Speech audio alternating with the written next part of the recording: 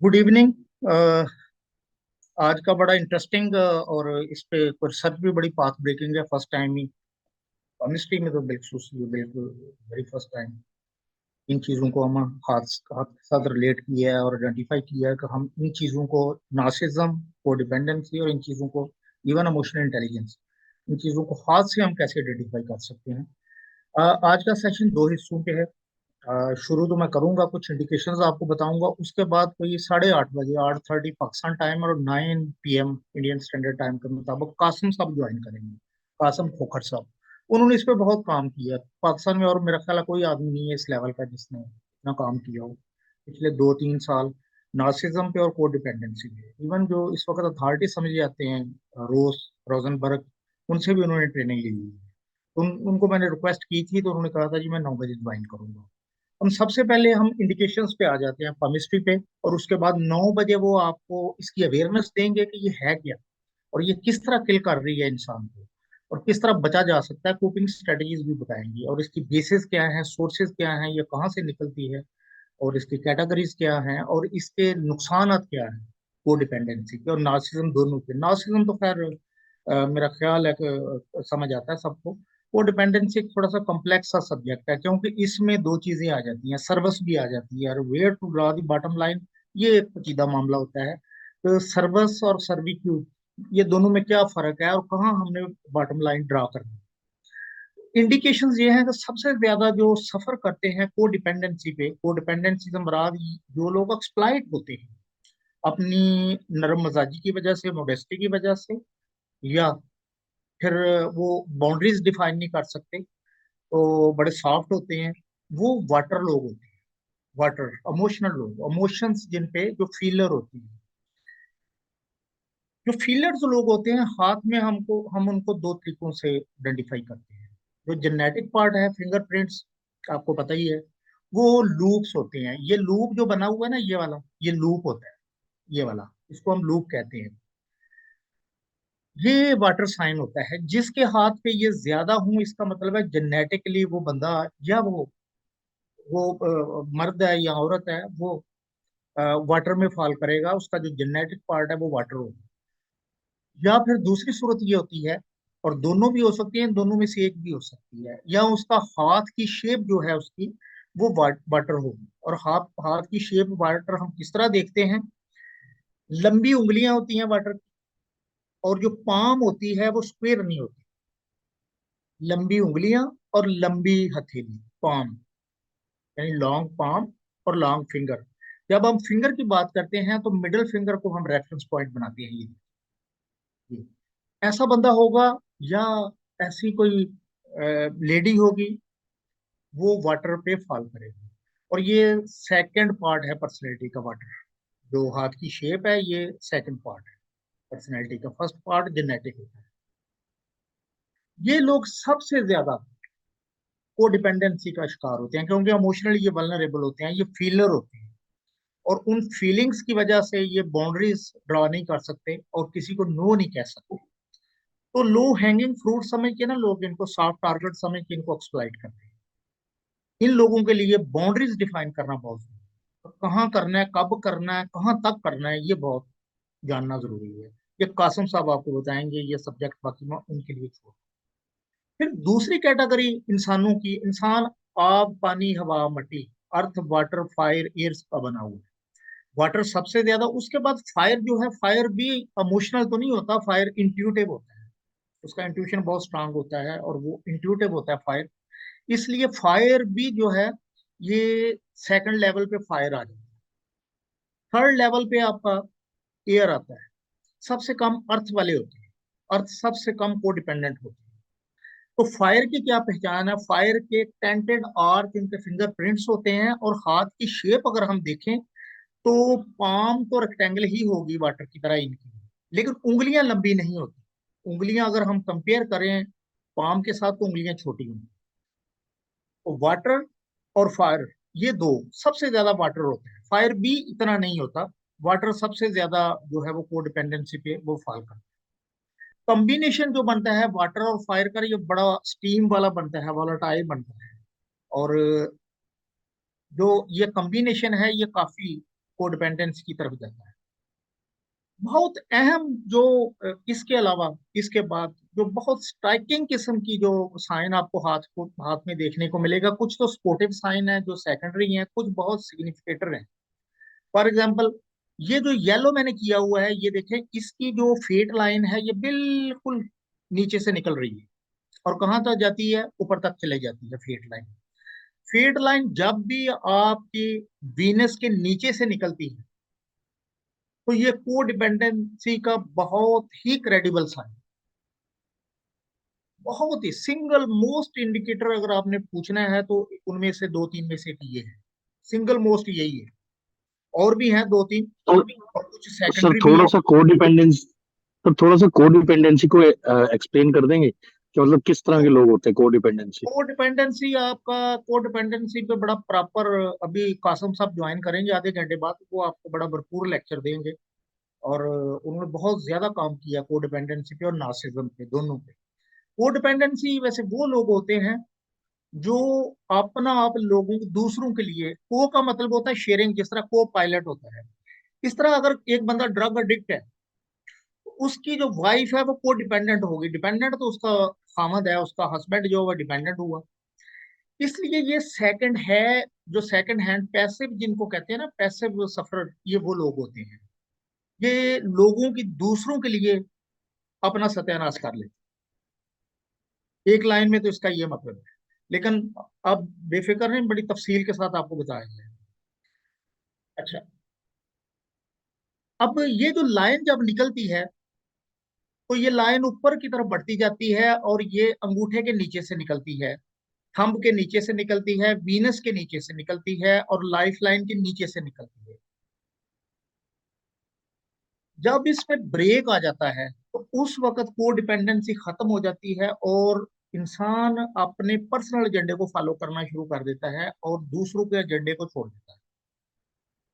तब तक जब तक ये ब्रेक नहीं आती, फॉर एग्जाम्पल इसकी ब्रेक यहाँ आई हुई है, तो ये तकरीबन कोई 29 की एज बनती है, तो 29 तक ये बंदा को डिपेंडेंट रहेगा और दूसरों के एजेंडे को फॉलो करेगा।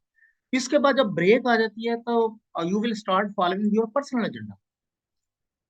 उसके बाद आप इंडिपेंडेंट हो जाएंगे, अपने डिसीजन खुद करने शुरू कर देंगे। तब तक आप अपने फैमिली टाइज के गिर्द आप घूमते रहेंगे, उनकी रिस्पॉन्सिबिलिटीज, और अगर कोई खातून है तो वो पहले माँ बाप के घर में सफर करेगी, बाद में हो सकता है ससुराल वालों के घर में सफर करे, और उसका अपना एजेंडा सेटिसाइड होता है और वो दूसरों के ही वो काम में जुटी होती है।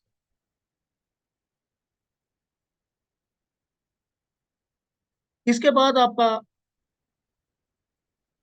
टिल्टिंग सैटर्न फिंगर, ये देखें, ये जो सैटर्न की फिंगर है ये टिल्ट कर रही है किसकी तरफ, सन फिंगर की तरफ। और भी साइन है इसके, स्टार सैटर्न पे, क्रॉस सैटर्न पे, ये साइन डिप्रेशन के भी हैं और ये साइन को डिपेंडेंसी के भी हैं। काफी सारी ये साइकोलॉजिकल चीजें जो है ना ओवरलैप करती हैं।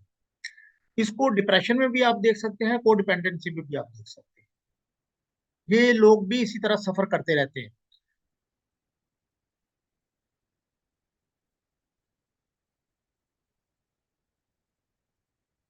जी, आइडेंटिफिकेशन मैंने आपको बता दी है। छोटी, एक और जो को डिपेंडेंसी का बहुत इंपॉर्टेंट साइन है वो लिटिल फिंगर, जो आपकी ये छोटी होना। अब लिटिल फिंगर छोटी कौन सी होती है, इसी तस्वीर में हम देख लेते हैं। अगर आप इस तस्वीर को देखें तो ये जो लिटिल पिंकी है, ये यहां तक भी नहीं पहुंच रही, ये छोटी है यहां तक।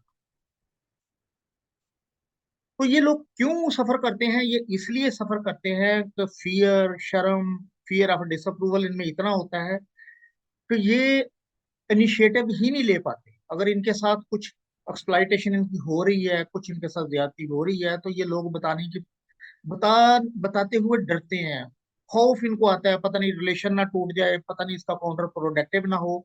तो इसको यहाँ फियर ऑफ डिसअप्रूवल ये क्रिएट करती है, वहां को डिपेंडेंसी भी क्रिएट करती है, क्योंकि को डिपेंडेंसी का ये वेरिएबल जिसमें हम कहते हैं फियर ऑफ डिसअप्रूवल, वो इस छोटी उंगली के साथ जुड़ा हो। उसके अलावा ये साइन भी जो है, ये वाला, ये साइन देखे, ये एक ब्लैक लाइन एक मेन लाइफ लाइन से निकल रही है, और एक लंबी लाइन है जो एंड तक चल रही है। समटाइम्स ये आइलैंड भी बना लेती है, बहुत बड़ा आइलैंड। आदि यहाँ आप 70% लाइफ लाइन बिल्कुल आइलैंड बना होगा। तो समटाइम्स ये आइलैंड तो नहीं बनता, लेकिन ये एक लंबी लाइन चलती है लाइफ लाइन के साथ साथ। ये भी एक इमोशनल लगेज बैगेज होता है जो बंदा उठा के चलता है, और रिस्पॉन्सिबिलिटीज और इस किस्म की चीजों को एक लंबे अरसे तक इसको सफर करना पड़ता है। ये भी एक बहुत क्रेडिबल इंडिकेशन है। उसके अलावा जो आपके दिल की लाइन है, ये वाली लाइन, ये हार्ट लाइन, ये लाइन अगर चेंड है, ब्रोकन है, इसमें से ब्रांचेस नीचे गिर रही हैं, तो इसका मतलब है पीस ऑफ माइंड तो है ही है, एक तरफ उसको रख ले। पीस ऑफ हार्ट जो होता है, जो इमोशनल स्टेबिलिटी होती है, वो कोई नहीं। तो ये भी एक इंडिकेशन है वो डिपेंडेंसी की। पेंट हार्ट लाइन इसी तरह, जब आपकी हार्ट लाइन बजाय कर्व करने के ऊपर की तरफ बिल्कुल फ्लैट होती है, बिल्कुल स्ट्रेट होती है और लंबी होती है, तो ये लोग भी किसी को नो नहीं कर सकते। इनके लिए भी नो करना, बाउंड्रीज डिफाइन करना बहुत मुश्किल होता है। और अगर ये अनफॉर्चुनेटली कोडिपेंडेंसी में चले जाते हैं, तो फिर इनसे निकलना बहुत मुश्किल होता है। ऐसे लोगों को आपने सपोर्ट करना है और इनको अवेयरनेस देनी है कि आपने इससे निकलना है। सूर्या राय की आपने देखा किस तरह उसकी हॉटलाइन बिल्कुल फ्लैट और लंबी है, तो ये किसी को नो नहीं कर सकते, इसलिए रिलेशनशिप में बहुत ज्यादा सफर करते हैं। एक तो इनके रिलेशनशिप बहुत बनेंगे, टेम्पटेशन में जल्दी आ जाते हैं, जो इनको कोई इनवाइट करेगा उस तरफ ये इंक्लिनेशन इनकी हो जाती है।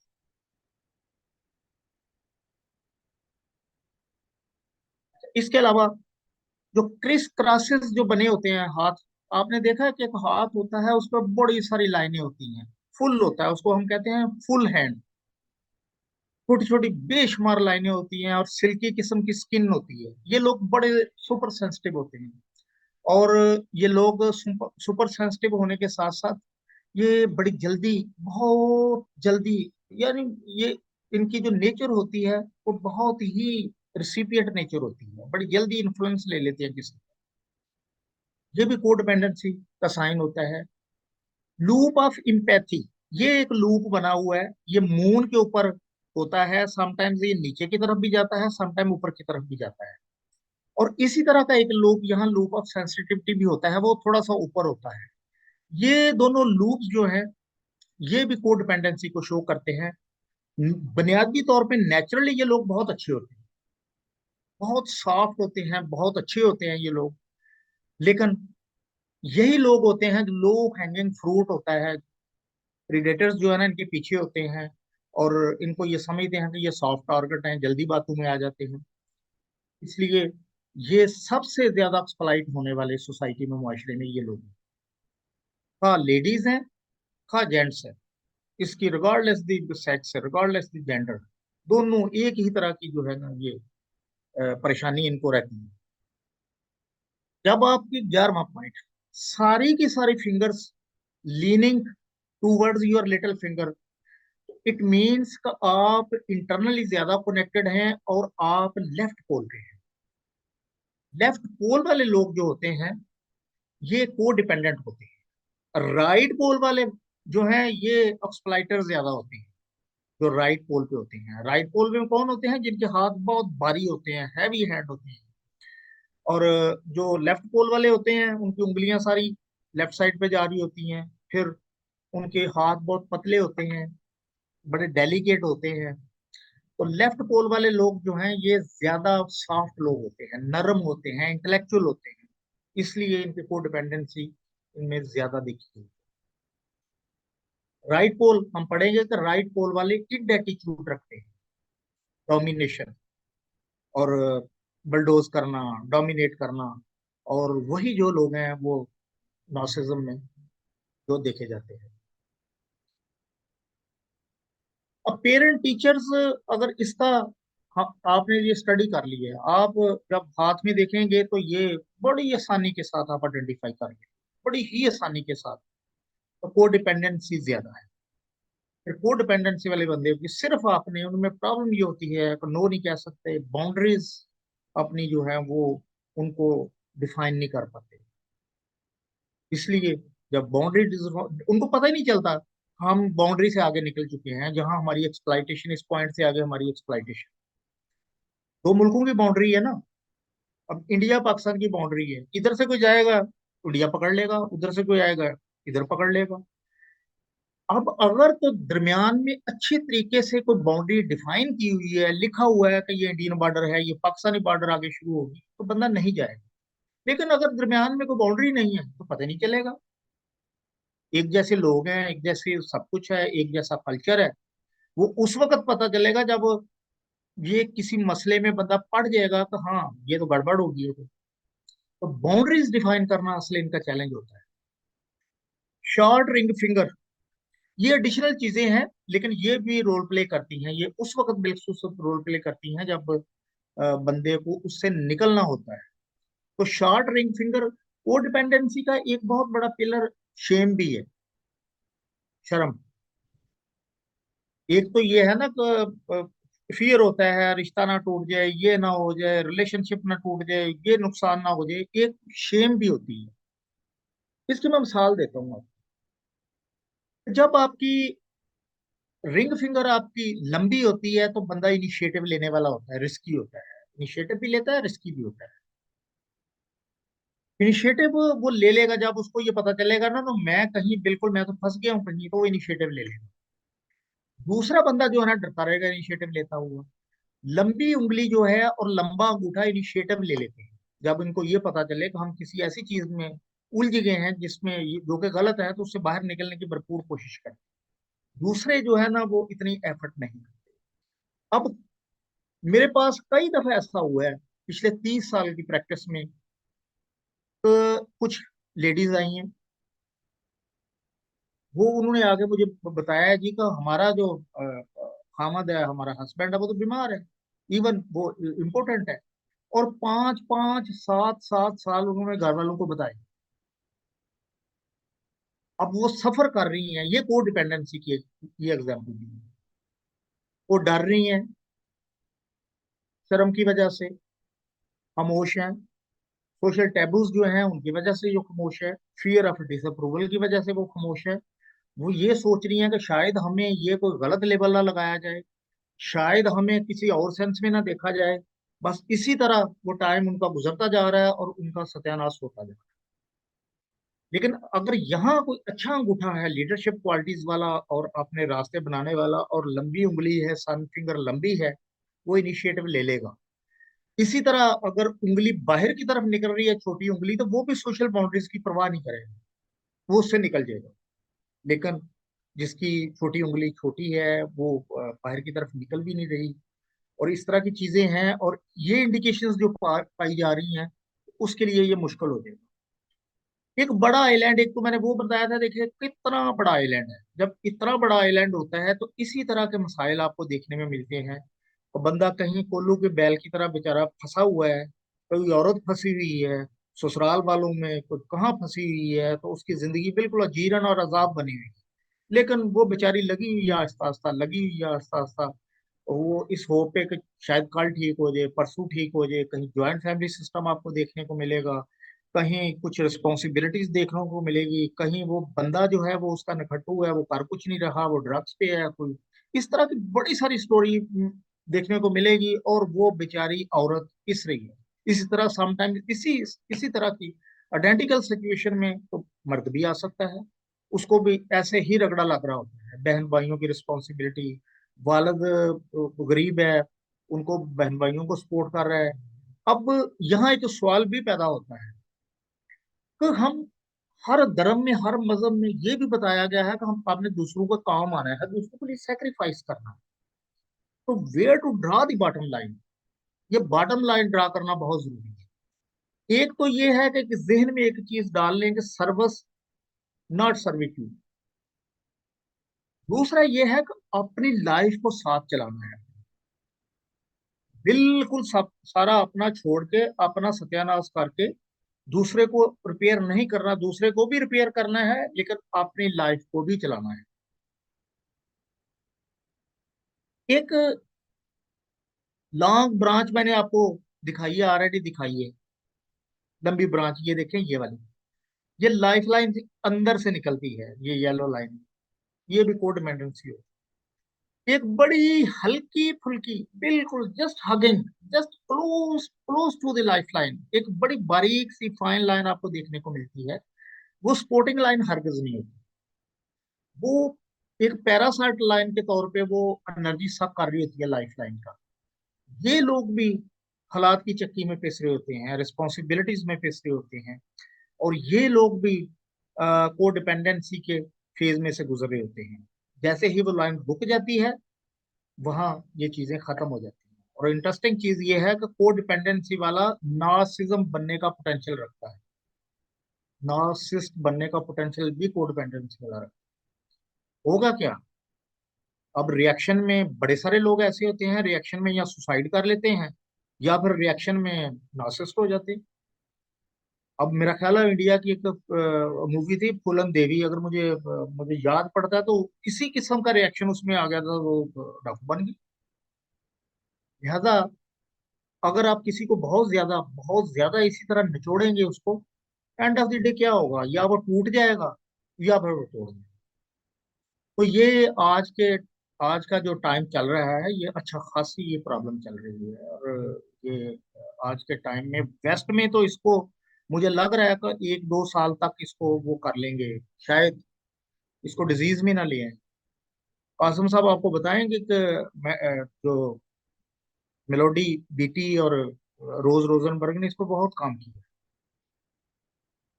तो ये जो है मेन लाइंस हैं कोडिपेंडेंसी, ये वाली। इसके अलावा अब आप थोड़ा सा हम बताते हैं नार्सिज्म के बारे में। नार्सिज्म क्या है?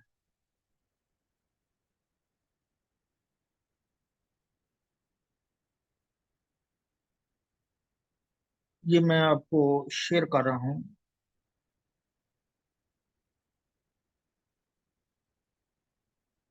नार्सिज्म सिंपल सिंपल वर्ड्स में,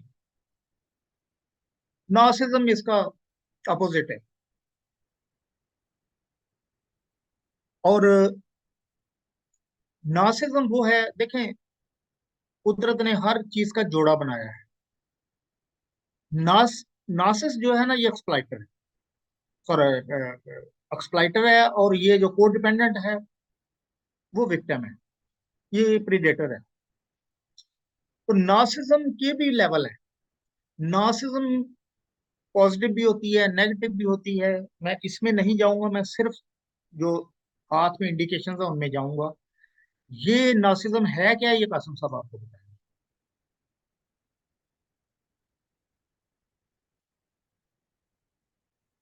अब नार्सिस्ट कौन होते हैं? एक तो असूल प्रिंसिपल हमारा ये है कि हम एक किसी भी एक चीज को, किसी भी एक इंडिकेशन पे कोई फैसला नहीं करते। तो 3 इंडिकेशंस हों, तो फिर उसका कोई डिसीजन लेते हैं कि ये चीज वाकई है।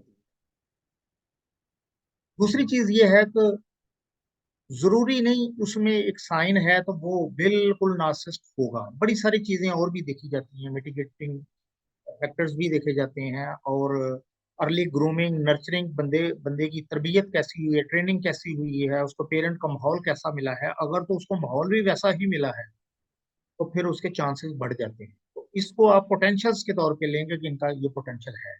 हैवी हैंड्स, हैवी हैंड्स जो बहुत भारी हाथ होते हैं फिजिकली, ये ये एक्सटर्नल पोल पे ये लोग होते हैं, ये राइट पोल पे होते हैं। और इनमें एक एटीट्यूड होता है डोमिनेट करने का, बलडोज करने का। और एक मोनोपोलिस्टिक माइंड इनका होता है कि दूसरों को जो है दबा के रखें, नीचे रखें, अपनी सुपरमेसी रखें। ये हैवी हैंड जो होते हैं ना, ये वो होते हैं। दूसरा ये है कि जो हार्ट लाइन, हार्ट लाइन मैंने एक बताई कि जिसमें ब्रांचेस नीचे गिर रही हैं, और जिसमें वो चेन्ड है। तो ये एक सॉफ्ट पर्सन को दर्शा रही है, उसको रिफ्लेक्ट कर रही है। लेकिन अगर आपकी हार्ट लाइन बिल्कुल बियर है, तो इसका मतलब ये है कि आप का जो दिल है बड़ा सख्त है, इतना नरम नहीं है। तो इसमें जो है कोडिपेंडेंसी, तो जाहिर है उसका ये अपोजिट है। वो तो दूसरी तरफ हो गई, कि जिसमें लाइनें नीचे गिर रही हैं, इसमें नार्सिसम आने के चांसेस ज्यादा बढ़ जाते हैं। फिर कभी कभी आपने देखा होगा कि अंगूठा जो है ना क्लब साइज का होता है, गोल होता है, बल्ब की तरह होता है, जिस तरह इलेक्ट्रिसिटी का बल्ब है। तो ये अंगूठा भी जो है, ये रिफ्लेक्ट करता है आपका, नार्सिसम को रिफ्लेक्ट करता है। इसी जमाने में क्लासिकल स्कूल ऑफ थॉट, इसमें इसको तो मर्डर्स का थंब भी कहा जाता है। ये लोग मर्डर टाइप के होते हैं। इनमें अगर तो इनका हाथ रिफाइंड नहीं है, कल्चर्ड नहीं है, ब्रेन लाइन अच्छी नहीं है, तो ये गुस्से में कुछ भी कर सकते हैं। बेसिकली ये फिट ऑफ फ्रेंजी जो है ना, इनमें बहुत ज्यादा होती है। इसी तरह ये देखें, ये लाइन, ये क्रुक्ड लिटिल फिंगर है। क्रुक्ड लिटिल फिंगर भी नार्सिसम का एक बहुत प्राइम इंडिकेटर है। अगर इसके साथ एक दो और साइन लग जाता है, तो नार्सिसम की तरफ ये लोग जा सकते हैं। अब देखें, ये एक कुछ, ये प्रूवन, ये हिटलर का हाथ है। ये देखिए, हिटलर के हाथ में तीन चार चीजें पाई जाती हैं। तीन चार चीजें, एक भी नहीं, जो किसी नार्सिसस्ट में हो सकती हैं। एक तो ये देखें, इसकी फेट लाइन पे जहां एंड हो रही है, यहाँ क्रॉस और स्टार है। ये बड़ा, काफी ये खराब किस्म का साइन होता है। अगर बड़ा अच्छा हाथ है तो उस पे ये डिप्रेशन एंजाइटी काज करेगा, वो डिपेंडेंसी काज कर लेगा। अगर ये राइट पोल वाला है तो ये उस तरफ चला जाएगा, जिसको हम नार्सिसम कहते हैं। एक बहुत ही मेजर साइन, बहुत ही मेजर साइन, वो ये है कि देखें, ये जो हार्ट लाइन से ऊपर का एरिया होता है ना, ये इमोशनल जोन होता है आपका। ये, इससे हम फीलिंग्स देखते हैं। जैसे जैसे आपकी हार्ट लाइन नीचे की तरफ जाती जाएगी, बंदा जो है इमोशनलेस होता जाएगा। जैसे जैसे ऊपर होगी, जितनी ये उंगलियों के करीब होगी हार्ट लाइन, बंदा उतना ज्यादा इमोशनल होगा। लेकिन अगर आप देखें, हार्ट लाइन तो नॉर्मल से नीचे है, जिस तरह हिटलर की है, ये देखें, यहाँ होती होती यहाँ तक बहुत नीचे आ गई। इतनी नीचे आ गई है कि अगर हम इसको, अगर सीधी लाइन ड्रा करें तो इसको टच कर देगी। इसको हम कैसे पहचाने, वो भी मैं आपको फार्मूला बता देता हूँ। जब आप फेट लाइन को आप उसकी मेजरमेंट करते हैं, तो आपने अक्सर देखा होगा कि हार्ट लाइन को जहां फेट लाइन काटती है, वो 50 की एज बनती है नॉर्मल। अगर ये 51, 52, 50 के ऊपर बनती जाए तो बंदा इमोशनल ज्यादा होगा। अगर आप देखें, ये तो 48 पे कट कर रही है, 45 पे कट कर रही है, तो बंदा ज्यादा कोल्ड ब्लडेड होगा, पैसिव इमोशनल होगा। पैसिव इमोशनल, ये एक पर्टिकुलर लफ्ज मैं टर्मिनोलॉजी इस्तेमाल कर रहा हूँ। तो हिटलर की ये देखें, अगर आप, मैंने तो मैयर नहीं की, लेकिन आई बिलीव अगर आप इसको मैयर करते हैं तो ये 45, 46 पे फेट लाइन क्रॉस कर गई इसकी हार्ट में।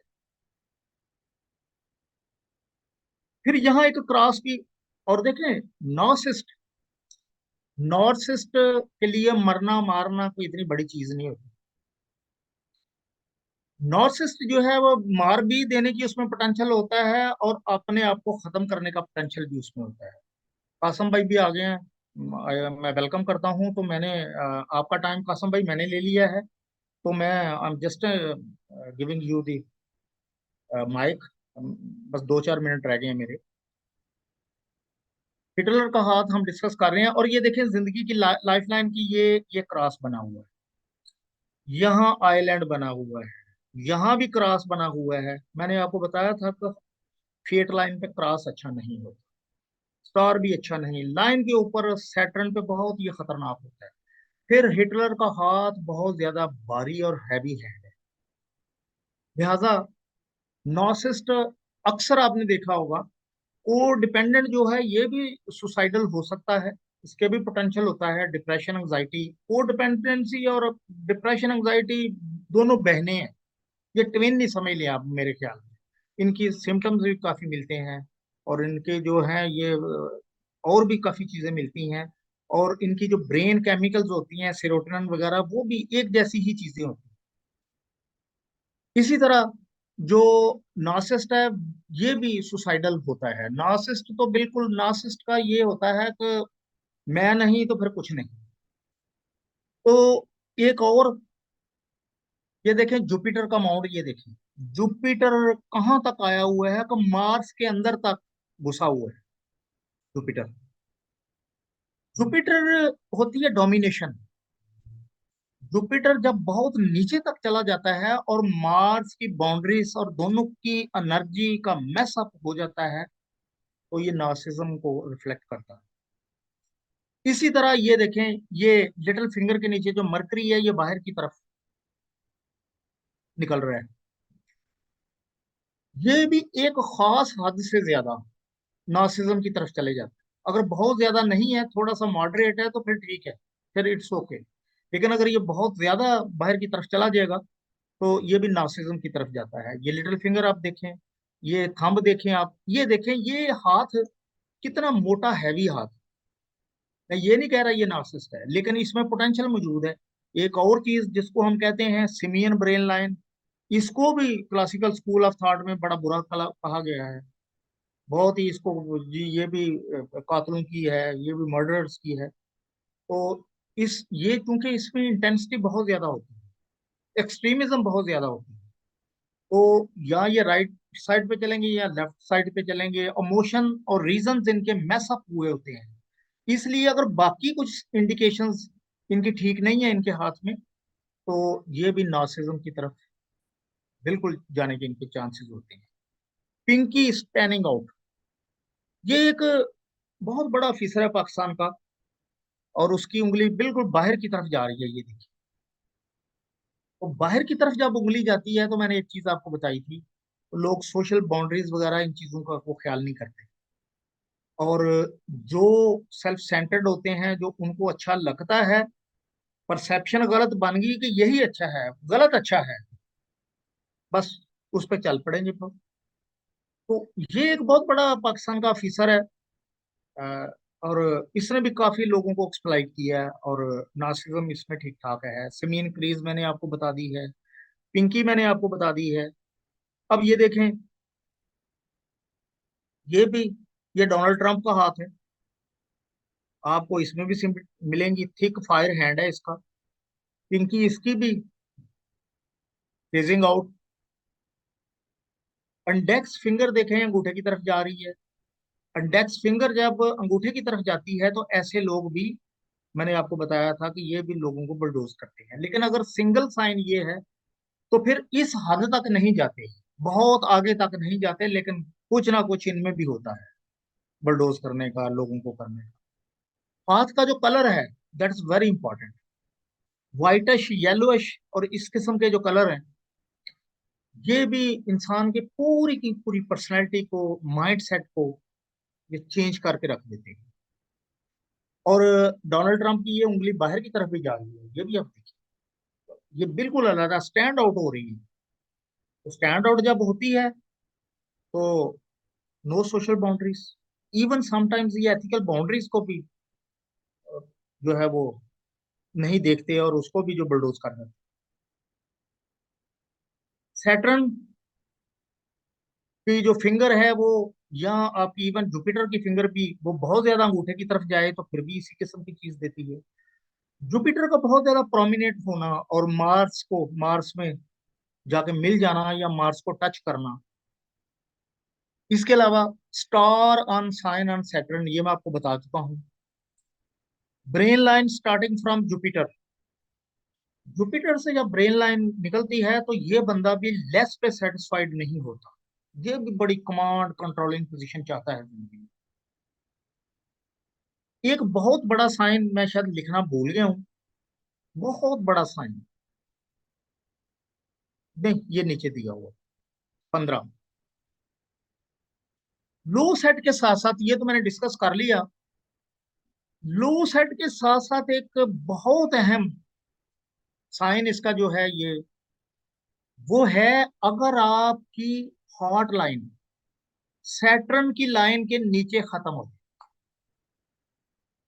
जहां जहां मैंने 50 लिखा हुआ है या थोड़ा सा आगे, यहां तक, या जो सैटर्न का एरिया है आप लाइन ड्रा कर लें, अगर उससे पहले पहले खत्म हो जाती है और वो लाइन ऊपर की तरफ नहीं जा रही, नीचे ही खत्म हो रही है, ये बहुत ही बड़ा साइन है, बहुत बड़ा। जो प्राइम साइन है ना, मैं उनमें से दो तीन में से एक ये है जो प्राइम साइन हैं जो सिग्निफिकेंट। तो ये 15-20 साइंस जो हैं ये इसके, मैं एक दो क्वेश्चन लेके तो मैं कासम भाई को मैं दूंगा, अपना माइक दूंगा। तो मेरी ये रिक्वेस्ट होगी कि कासम भाई का सुन ले आप पहले, और क्वेश्चंस आपके अगर हों तो बेहतर तो ये है कि आप साथ साथ मुझे वो उसमें नीचे डालते जाएं कमेंट सेक्शन में।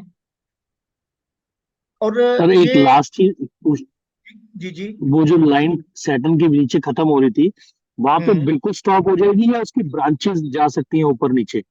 मतलब एक तो अगर आप मतलब जो जो नॉर्मली नीचे की तरफ ब्रांचेस अगर जाती हैं नीचे की तरफ, ऊपर जाती हैं फिर नहीं, नीचे की तरफ जाती हैं या कहीं भी ब्रांचेस जाती हैं, दोनों सूरतों में उसकी इंटरप्रिटेशन सेम, दोनों सूरतों में। मतलब अब मैंने नार्सिसिस्ट आपको, वो तब हुआ जी। जी, अ- अगर वो सैटर्न के माउंट के नीचे खत्म हो रही है तो वो नार्सिसिस्ट होगा। उसमें अब उसके बाद नासिस, उसका अगर फोर्थ हाँ हाँ, पोटेंशियल होगा, मैं समझ गया, पोटेंशियल है, बिल्कुल हैवी हैंड उसमें है। पोटेंशियल मौजूद है। अच्छा, इसमें मैंने देखा है कि अगर पोटेंशियल नार्सिसिस्ट ना भी हो तो सेल्फ सेंटर्ड बंदा बहुत ज्यादा होगा। अब सेल्फ सेंटर्ड आप कहेंगे, सेल्फ सेंटर्ड तो हर बंदा होता है, यस हर बंदा होता है, जी। लेकिन एक खास पॉइंट आ जाता है, हम ड्रा करते हैं बॉटम लाइन, देखें मैं सेल्फ सेंटर्ड हूं, लेकिन अगर मैं आपको नुकसान पहुंचा के, आपका नुकसान करके आपके हिस्से की चीज मैं खींच लेता हूं ना, तो ये नार्सिज्म में आ जाएगी, फिर ये सेल्फ सेंटरिज्म उस तरह की नहीं आएगी। जी राज ऋषि जी।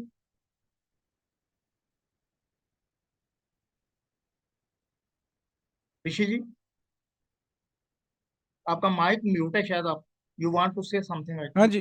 हाँ जी, आवाज आ रही है। जी आ रही है भैया, बात। हाँ जी, हाँ जी। तो मेरे दो क्वेश्चन थे। एक तो ये हम्म। कि जैसे आपने बहुत सारे साइंस बताए, तो थंब का कोई भी रोल नहीं है नार्सिज्म में? इसका, थंब थंब का स्ट्रॉन्ग देखें, थंब है अगर? हाँ हाँ। हाँ हाँ, थंब का रोल उस वक्त है जब थंब जो है ना क्लब्ड है। मैंने दो थंब ऊपर आपको दिखाए हैं, दो थंब सबसे ऊपर, दो थंब ऐसे, वो गोल हैं, बल्बस हैं, वो क्लब थंब उनको कहते हैं, बल्बस थंब कहते हैं, मर्डर्स थंब कहते हैं। थंब का रोल वहां है, क्योंकि ये लोग गुस्से के बहुत ज्यादा तेज होते हैं, गुस्से में ये कुछ भी कर देते हैं। तो अगर इनकी हम्म ब्रेन लाइन छोटी है, इनकी जो इनकी स्किन है बड़ी थिक है, बड़े सेंसलेस किस्म के, इतने सेंसिटिव लोग नहीं हैं, तो इनसे आप कोई तवक्को रख सकते हैं। थंब का रोल है, बिल्कुल है। हत्ता कि अगर और आपकी ये हम्म सैटर्न की फिंगर भी थंब हो जाए ना, उसका बल्बस हो जाए, तो वो भी पोटेंशियल देती है। यासर अरफात की उंगली आप देखें फलस्तीन वाले का, उसकी मिडिल फिंगर थोड़ी सी इस तरह की थी, लेकिन उसने अपनी एनर्जी किस में लगाई, उसने अपनी एनर्जी दूसरी तरफ लगा दी, उसने हम्म। अपनी एनर्जी को रीडायरेक्ट कर दिया, लेकिन उसमें पोटेंशियल था, उसमें उसकी, मैंने एक दफा उंगली देखी तो मैं हैरान हो गया।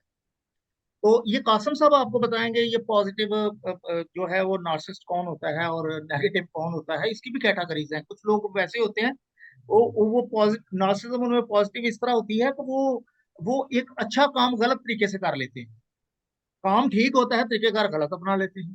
तो ये कासिम साहब आपको बताएंगे। तो लेट मी इंट्रोड्यूस कासिम साहब फर्स्ट। तो कासम साहब, मैंने बताया था कि there would be two parts जी। Of this session, one is understanding and coping of a, codependency and narcissism by एक कासम क्वेश्चन साहब। और जी जी एक क्वेश्चन बताएंगे और बोलो। था जी, छोटा सा। जी जी जी। आपने हिटलर का हाथ जैसे अभी डिस्कस किया, तो उसमें एक बड़ा प्रोमिनेंट सनलाइन है। अब इतनी हम्म। अच्छी सनलाइन, यानी कि सेल्फ सेटिस्फेक्शन होगा उस व्यक्ति में। सेल्फ सेटिस्फेक्शन होने का मीनिंग ये है कि वो इस तरीके का इतना ज्यादा डोमिनेंट, इतना नार्सिस पर्सनैलिटी कैसे बना? देखें, उसकी सेल्फ सेटिस्फेक्शन क्या थी, उसकी सेल्फ सेटिस्फेक्शन ये थी कि 10 बंदे मारो ना तो उसको उस दिन नींद आती थी। नहीं, ये तो चलो इतिहास को अब हम पढ़ रहे हैं तो हमें समझ में आ रहा है। कोई वो एकदम आपके सामने हाथ रखता हाँ लाके, तब देखिए, आप, मेरा ये देखिए क्वेश्चन था। सेल्फ सेटिस्फेक्शन हर बंदे की मुख्तलिफ होती है। अब हाँ। सेल्फ सेटिस्फेक्शन और क्रिएटिविटी, हम हर चीज जो हमने कही है हम उस पर कायम हैं। हमने कहा कि ये सनलाइन क्रिएटिविटी की होती है और सेल्फ सेटिस्फेक्शन की होती है और फेम और नेम की होती है, हम्म। डोमिनेशन की होती है। मेन मेन ये चीजें बताई थी उसकी। अब ये है कि ये जो इस किस्म के लोग होते हैं ना, इनको सेटिस्फेक्शन आती है डोमिनेशन में, लोगों पे डोमिनेट करके, लोगों की जगह लेके, लोगों की टेरिटरीज लेके, लोगों की फौज को मार के, लोगों को फतह करके उनको सेल्फ सेटिस्फेक्शन आती है। अगर यही हाथ आपका होगा ना, आपकी फिंगर्स होंगी, आपका होगा, आपकी सेल्फ सेटिस्फेक्शन के सोर्सेस सिर्फ बदलेंगे। सेल्फ सेटिस्फेक्शन जो है ना हर बंदे की होती है, और इसमें सेल्फ सेटिस्फाइड रहा हिटलर। जब नहीं रहा तो उस वक्त क्रॉस स्टार आने शुरू हो गए, जब उसकी सेल्फ नार्सिसम, जब सेल्फ सेटिस्फेक्शन उसकी उसको स्टॉप लग जाता है, तो ही प्रिफर्स टू सुसाइड। यकीन करें, और वही हिटलर ने किया। उसने कहा अब जीने का कोई फायदा नहीं, अब तो वो मजा ही नहीं जो जिंदगी में मैं एंजॉय करता रहा हूँ। तो ये जितने इस किस्म के लोग होते हैं ना, इसी तरह के साइन होते हैं, क्योंकि ये मुआशरे में आम लोग नहीं है जो डेली हमारे पास हाथ लेके आते हैं। ये रेयर केसेस हैं। नहीं, ये मेरा केस स्टडीज क्वेश्चन के तौर इसलिए पे हम। था कि जी। सुकून के लिए तो सारी दौड़ है ना, फ्रॉम द बिगिनिंग। हम यही जानने का प्रयास कर रहे हैं कि सुकून, अब सुकून को हाथ में दिखाता ही सनलाइन है, एक ही हाँ मेजर हाँ। मेजर अगर देखें, सिम्टम। आप आपकी किसी से एनिमिटी है, हम्म। किसी बंदे से एनिमिटी है, आप जल रहे हैं उस एनिमिटी में, आपको सुकून उस वक्त मिलना जब आप उसको मार देंगे, कहेंगे आज यस, अब मुझे सेटिस्फेक्शन होगी। सोर्सेज डिफरेंट है सुकून के। किसी ने कहीं से सुकून ले रहा है, कि कोई कहीं से सुकून ले रहा है। अब आप आपको देखें, ये जो टेररिस्ट होते हैं, क्या इनकी सेल्फ सेटिस्फेक्शन नहीं होती? बड़े हाई लेवल की सेल्फ सेटिस्फेक्शन इनके हाथ में होती है। नहीं, इनको माइंड। मैं एक हाँ छोटा सा इसमें डिफरेंस रखना चाह रहा हूँ कि इसमें एक जो मेरा जो था ना काउंटर पॉइंट, वो ये था कि आइदर, जैसे हम कहते हैं ना बहुत ज्यादा डीप रूटेड लाइन है, तो शायद एक बार अगर आप वो फोटो दिखा दें, तो डीप रूटेड अगर सनलाइन है तो क्या उसका मीनिंग बदल जाता है कि सेल्फ सेटिस्फेक्शन ना रह के वो सेल्फ डिससेटिस्फेक्शन बन जाए? ये मेरा, क्योंकि सेटिस्फेक्शन का मीनिंग तो अच्छा, सेटिस्फेक्शन दो नहीं है। डीप रूटेड जो लाइन होती है ना, डीप रूटेड लाइन, वो तो अच्छी हाँ होती है। जी। जो जो शैलो लाइन होती है ना, या जिसका कलर खराब होता है, उसको आप इससे रिलेट कर सकते हैं। इसमें हमें अब हिटलर के हाथ का कलर का पता नहीं चला, लेकिन जो हमारा एक नियम है ना, नियम तो हमारा ये है लाइंस के बारे में, वो तो चेंज नहीं है, वो तो वही रहना है हमारा। कोर्स के शुरू से लेके अभी तक वही है। वो ये था कि अगर कोई लाइन चौड़ी है, चपटी है, कलर ब्लीड कर रहा है, mismatching with palmer colour, palmer जो उसका आपका स्किन का कलर है, तो वो जो है ना एक सुपरफिशियल होता है। लेकिन अगर well defined line, deep line होती है, तो वो एक जेन्युइन जो है ना लाइन को रिप्रेजेंट करती है। लेकिन यहाँ आपकी देखें, नॉलेज इसी तरह निकलता है ना, चीजें इसी तरह डिस्कस होती हैं। अब आपने कही एक फूड ऑफ थॉट आई, तो इस पे देखा जा सकता है, इस पे भी गौर किया जा सकता है। हिटलर के हम्म। हाथ की कुछ तस्वीरें हम निकालेंगे कि जो कलर्ड हैं, उसमें मजीद हम देखेंगे कि ये ये जो फर्क है इनर सेटिस्फेक्शन का, एक लोगों को मार के इनर सेटिस्फेक्शन लेनी और एक लोगों को सर्व करके लेनी, आया इसमें कोई फर्क आ जाता है? या एक माइंड सेट, या वो क्या कहते हैं, वो कहते हैं ना जी, perception is stronger than reality. Perception क्या है कि मैं ये कर रहा हूँ, मैं ठीक कर रहा हूँ। डील करने के अपने बुक में लिखा है, तो वो इसने एक क्रिमिनल का लिखा नाम, करीब वो जिसने बड़े सारे न्यूयॉर्क में मर्डर किए सब कुछ, तो उसने परसेप्शन की बात पे, परसेप्शन के कंटेक्स्ट में ये लिखा।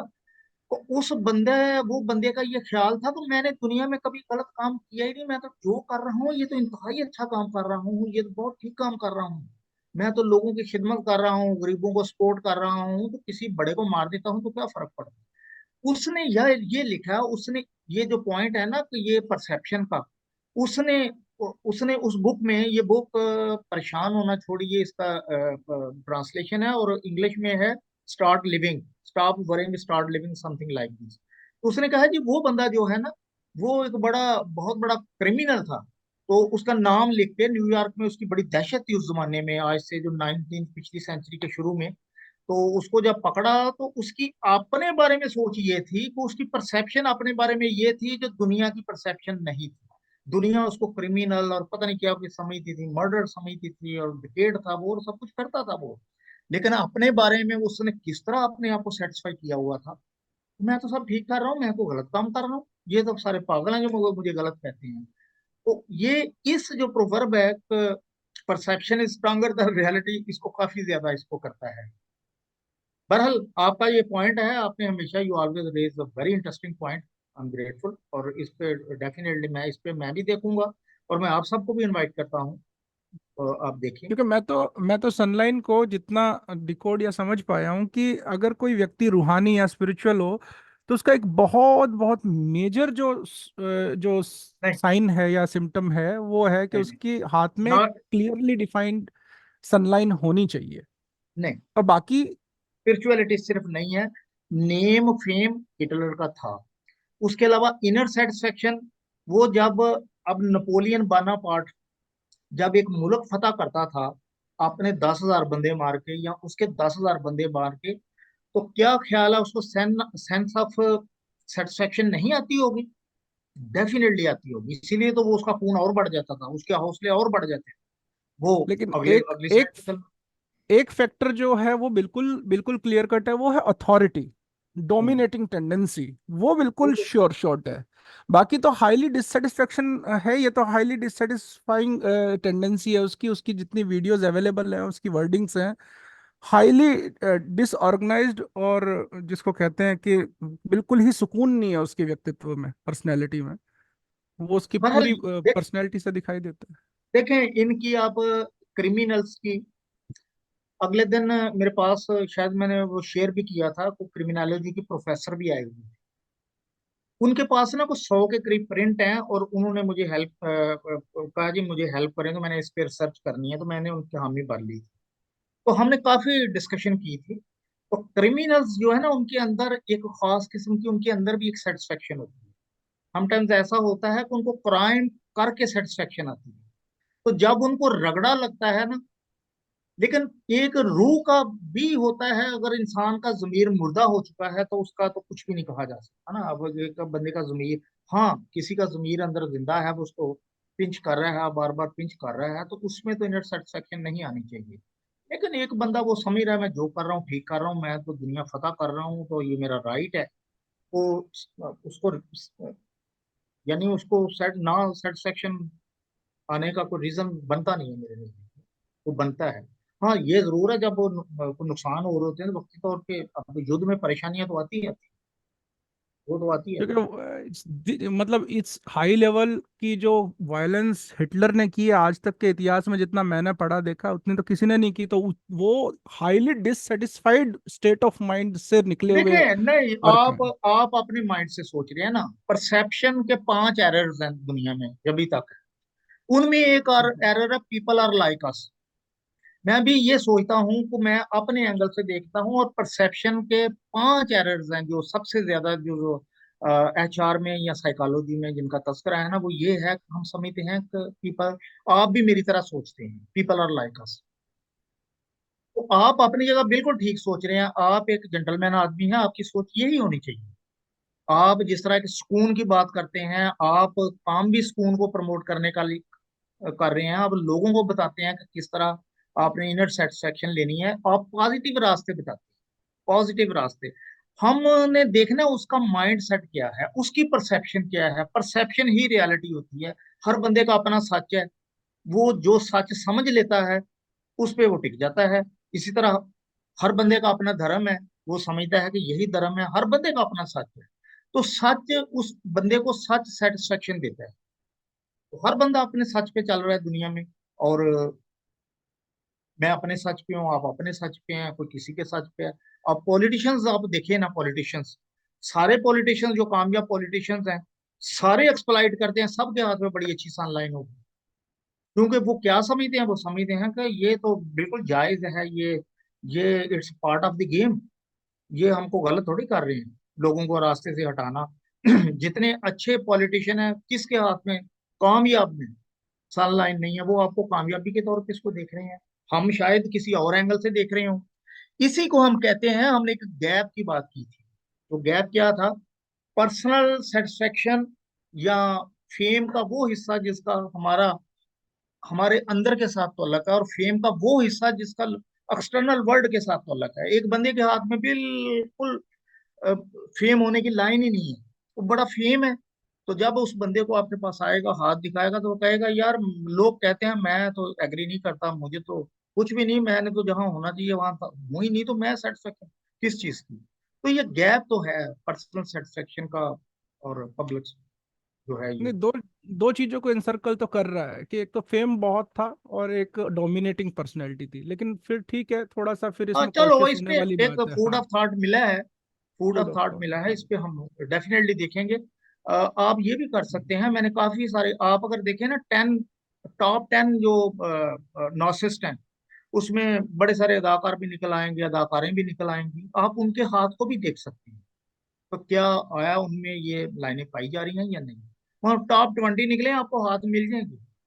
मैंने देखी है, मैंने सारे, ये जो आपका, जब ये मैं तैयार कर रहा था पिछले बल्कि 2-3 साल से, कासम भाई और मैं तो काफी 5 साल से काम कर रहे हैं ना इस पे, तो काफी सारे हमने हाथ इकट्ठे किए, देखे, केस स्टडीज की। तो वर्ल्ड में जो नॉन लोग हैं, जो पहचाने जाते हैं कि वाकई ये डिक्लेयर्ड नार्सिसिस्ट हैं, उनके हाथ भी देखे। अब हमारा परवेज मुशर्रफ जो है, इसका हाथ मैं लगाना भूल गया हूँ, उसका हाथ भी हमने देखा, उसमें भी नार्सिज्म थी। तो इंडिकेशंस पाई जाती हैं, साथ सेटिस्फेक्शन भी पाई जाती है। इंटरेस्टिंग बात यह है, जिससे ये पता चलता है कि वो अपनी जगह मुतमिन है, पुरसकून है, तो हम तो जो कर रहे हैं ठीक कर रहे हैं, लोग गलत सोचते हैं, हम ठीक। सर मैं भी इसमें कुछ कहना चाहूंगी कि वैसे भी Sure. तो लाइंस चेंज होती जाती हैं, और जब एक पर्सन के अंदर कोई नार्सिसिस्ट किस्म की कोई ट्रेड बनती है, तो हो सकता है कि उससे उस कंडीशन में हो कि जिसकी वजह से उसके अंदर वो डेवलप हुई हो। और जैसे जैसे हमारी जिंदगी के सरकमस्टांसिस होते हैं, फिर वैसे वैसे डिफरेंट ट्रेड्स भी बनती जाती हैं। तो मेरा नहीं ख्याल कि ये कोई बाय बर्थ होती हैं, ये कंडीशन टू कंडीशन होती हैं जो कि बनती रहती हैं, और शायद फिर इनकी टेंडेंसी जो है वो फिर कम या ज्यादा होती रहती है। ये मैं ऐड करना चाहती थी। और दूसरा इसमें ये कि अगर आपके सेशन में कोई डेमोन्स्ट्रेशन का कोई पार्ट है तो प्लीज बताएं, ताकि मैं उसमें वॉलंटियर करना चाहूंगी कि अगर आप मेरी पाम को स्टडी कर सकें और चले हम उससे कोई एग्जांपल ले सकें। Thank you so much. अच्छा, thank you doctor Sadia Shaukat. मैं थोड़ा सा डॉक्टर सादिया शौकत का तारुफ करा दूं, इंट्रोडक्शन करा दूं। प्रोफेसर डॉक्टर सादिया शौकत यहाँ एक यूनिवर्सिटी में ये चेयरपर्सन के तौर पे काम करती हैं, और सोशल साइंटिस्ट हैं, ये काफ़ी बड़ी, और एजुकेशन में है। और इन्होंने, इनका जो पर्टिकुलर जो इन्होंने रेफर किया है अपना पॉइंट, वो पॉइंट है इनका इन्वायरमेंटल, जो हमारे जो पार्ट है, जो हमने केमिस्ट्री में 3 चीजें, जेनेटिक पार्ट, हमने early grooming up to 7 discuss किया, और हमने सिचुएशन को भी कि जिस सिचुएशन में इंसान रहता है। तो ये होमनेस्टिक और ये जो थेरी है, जो इसकी जिसको हम कहते हैं स्कूल ऑफ थॉट है, उनका उनका यही ख्याल है कि इंसान जिस माहौल में रहता है उस तरह का हो जाता है। यस, ये नेचर वर्सेस नर्चर की जो डिबेट है ना, उसी का हिस्सा है। तो हमारा तो ये हमने तो ये एक मान के चलते हैं कि नेचर वर्सेस नर्चर की कोई लड़ाई नहीं है, नेचर एंड नर्चर है, दोनों अपनी अपनी जगह पे काम कर रहे हैं। तो बिल्कुल आपका पॉइंट बड़ा वैलिड पॉइंट है, इसको मैं रिक्वेस्ट करूंगा अपना इनसे, कासम भाई को, कि ये इस पॉइंट को एंटरटेन करें। फिलोसफिकल साइड को मैं अवॉइड कर रहा हूँ कुछ कमेंट्स करने के लिए, उसके लिए हमने कासम साहब को रखा है। तो लेट मी इंट्रोड्यूस कासम भाई। कासम भाई is basically CSS officer of Pakistan and serving Pakistan custom as an additional collector custom. He has been managing director of the Punjab Energy Conservation Authority. Is this Kasam bhai? Is this the correct department? Punjab energy department. Punjab Energy Department. अच्छा, इन्होंने he has metabolized hundreds of books during the last 5 years. I personally know, क्योंकि हम books share करते रहते हैं एक दूसरे के साथ, और स्पेशली इन्होंने he also got training from Rose Rosenberg, आप में से शायद कुछ जानते हों, कुछ ना जानते हों। इस वक्त there are two prominent names in this field, in in codependency and narcissism. Codependency और नार्सिज्म एक ही सिक्के के दो, two sides of a coin. वो एक है मेलोडी बीटी और एक है रोजनबर्ग। रोजनबर्ग से कासम भाई का बड़ा अच्छा इंटरेक्शन, और उनसे ट्रेनिंग भी उन्होंने ली है। तो कासम भाई, without any further delay, over to you please. Thank you very much ji. सारे कुलीग्स को मेरा सलाम जी, गुड इवनिंग। नार्सिज्म जो है एक बहुत बड़ा फिनोमिना है, जिसकी हमारी हिस्ट्री मेकिंग में बड़ा रोल है। इसकी ओरिजिन, जो वर्ड है, उसकी ओरिजिन नार्सिसस एक देवता था जिसको कंडेम कर दिया गया कि वो सिर्फ अपने आप को देखता रहे। तो वो झील के किनारे बैठ जाता था, he fell in love with himself, और अपना चेहरा देखता रहता था, और उसी झील में ही वो डूब गया, अपना चेहरा देखते देखते गिर गया और उसकी डेथ हो गई। तो उसके बाद नार्सिज्म को इक्वेट किया जाता है सेल्फ लव के साथ, जो मैं वैसे इससे काफी डिफर करता हूँ।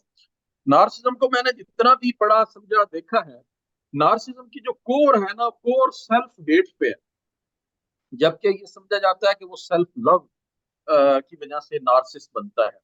सेल्फ हेट को वो कंपनसेट करता है by variants of love, attention लेके, अनएंडिंग अटेंशन लेके, अनएंडिंग वैलिडेशन लेके, अनएंडिंग किस्म की प्रेज लेके, फेम लेके, मीडिया लाइट लेके, स्पॉटलाइट लेके, और उसकी कंट्रोल की रिक्वायरमेंट्स जो है वो ह्यूज होती है। He wants to control everything. उसके लिए कोई भी चीज आउट ऑफ कंट्रोल जाना जो है एक एनाथीमा होता है, एक डैमेजिंग होता है, उसके लिए एक it is sort of killing thought कि कोई चीज उसके कंट्रोल से बाहर चली। जब हम नार्सिज्म की बात करते हैं तो इसको मेजर दो कैटेगरीज में हम डिवाइड कर सकते हैं। एक तो फंक्शनल नार्सिज्म है और एक मैलिग्नेंट नार्सिज्म है, ये पैथोलॉजिकल नार्सिज्म। जब फंक्शनल नार्सिज्म की हम बात करते हैं तो अ, जब हम फंक्शनल नार्सिज्म की बात करते हैं तो ऐसे लोग जो एम या जो टारगेट बना लेते हैं उसको वो हर कीमत पे अचीव करना चाहते हैं। नॉर्मली इनका टारगेट जो है पॉजिटिव होते हैं, वो they want to contribute something. For example आप देखते हैं कि कोई बहुत अच्छा काम करना हो पब्लिक सेक्टर में, गवर्नमेंट के सेक्टर में, तो हम देखते हैं कि ढेर सारे रूल्स रेगुलेशन इतने आड़े आ जाते हैं। For example you want to build a very highly needed project, कोई ब्रिज बनाना है, तो उसके लिए पहले टेंडर करना, प्री क्वालिफिकेशन करनी पड़ती है, टेंडर करना पड़ता है, सिलेक्शन होती है। टेंडर जब करते हैं तो उसकी टेक्निकल बिड अलग आती है, फाइनेंशियल बिड अलग आती है, उसको इवेल्युएट करते हैं, और वो प्रोसेस जो है 6 महीने से 9 महीने का प्रोसेस होता है। तो जो फंक्शनल नार्सिसिस्ट है, he can't beer this thing. वो समझता है कि ये चीज मेरे कंट्रोल में क्यों नहीं है, मैं इसको फौरन क्यों नहीं कर सकता। तो he starts bulldozing those rules regulation, और सो दैट कि वो अपने लाइफ को देख।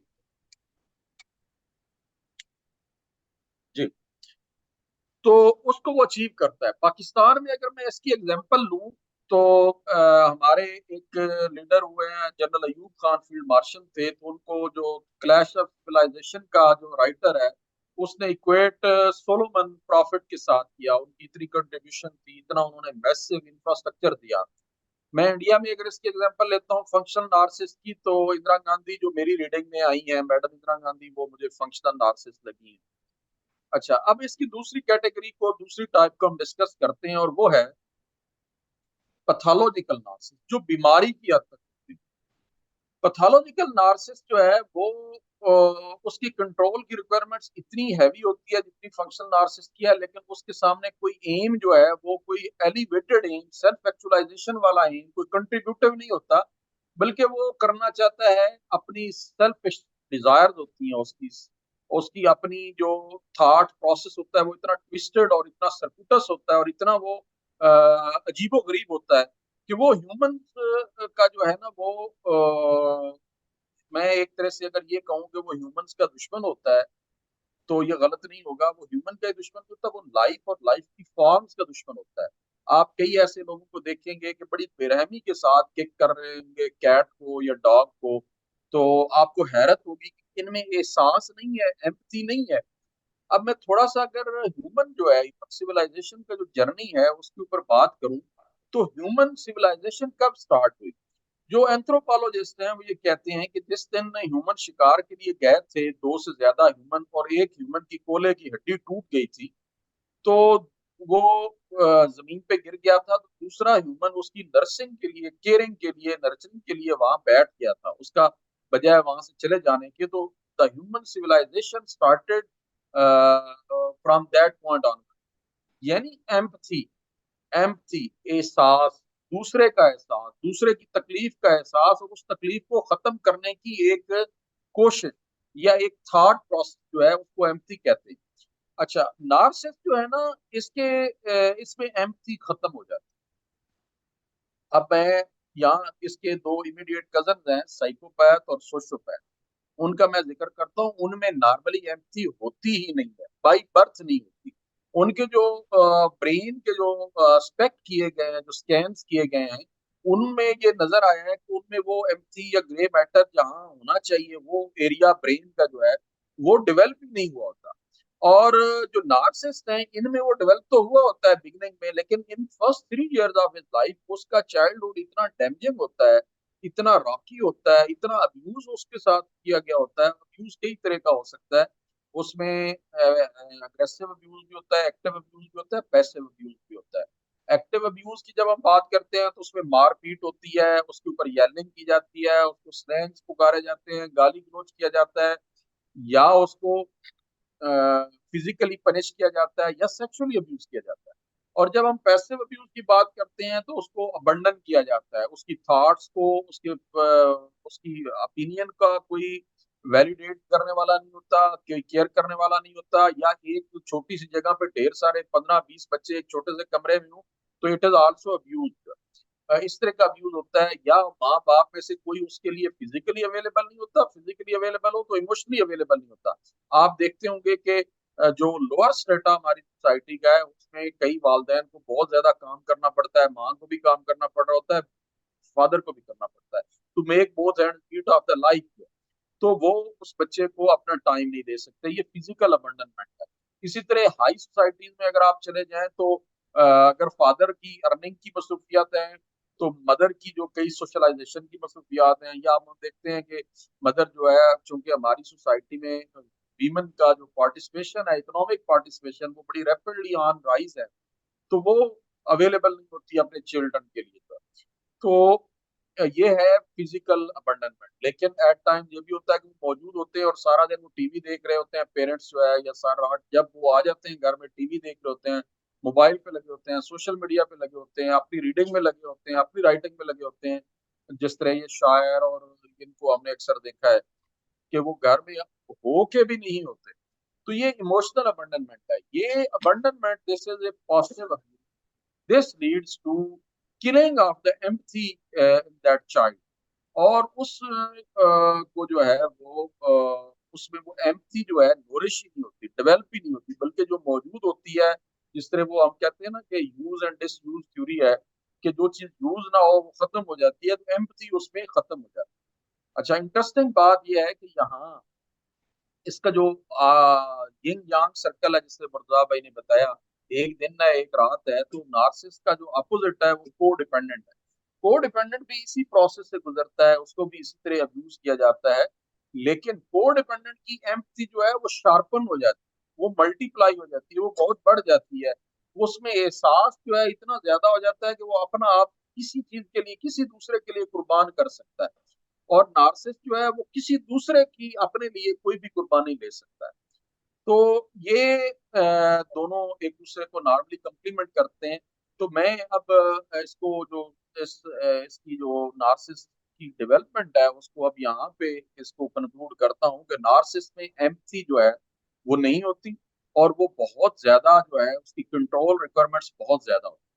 अब हम बिहेवियर के लिहाज से अगर ह्यूमन को डिवाइड करना चाहें तो वैसे तो ह्यूमन बड़ा कम्प्लेक्स फिनोमिना है, उसमें बड़ी ह्यूज वेरिएशन है। लेकिन फिर भी ब्रॉडली चार किस्म के जो टाइप्स हैं उसमें हम डिवाइड कर लेते हैं, for for sake of simplicity. एक तो जो नॉर्मल ह्यूमन बीइंग है, वो ये करता है कि आप उसके साथ अच्छा करें तो वो अच्छा होता है, आप उसके साथ बुरा करें तो वो बुरा होता है।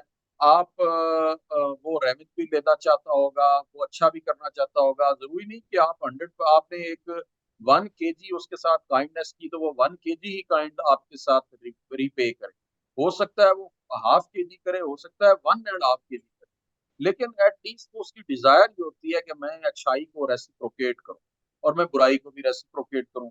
इसके बारे में वो हमारे कुरान पाक में है कि हल जज़ाल एहसान इल्लल एहसान, नेकी का बदला नेकी ही हो सकता है। इसी तरह जो दूसरे रिलीजियस टेक्स्ट हैं बाकी रिलीजन्स के, उनमें भी इस तरह की कई मिसालें मिल जाती हैं कि भाई अच्छाई का बदला जो है अच्छाई के साथ दिया जाना चाहिए या दिया जाता है। अच्छा, ये है एवरेज ह्यूमन। अब इसका एक दूसरा वेरिएंट, एक दूसरी जो टाइप है वो ये है कि कई लोग होते हैं जो सिर्फ गिवर होते हैं, सिर्फ देते रहते हैं। कोई उनके साथ अच्छा करे या बुरा करे वो देते रहते हैं। वो हेल्प करते हैं, नोरिश करते हैं, नर्चर करते हैं, दूसरे के साथ काइंड रहते हैं, कंपैशनेट रहते हैं। और इसकी बड़े जो प्रॉफिट्स हैं, गौतम बुद्ध हैं, इसकी वो बड़ी मिसाल है।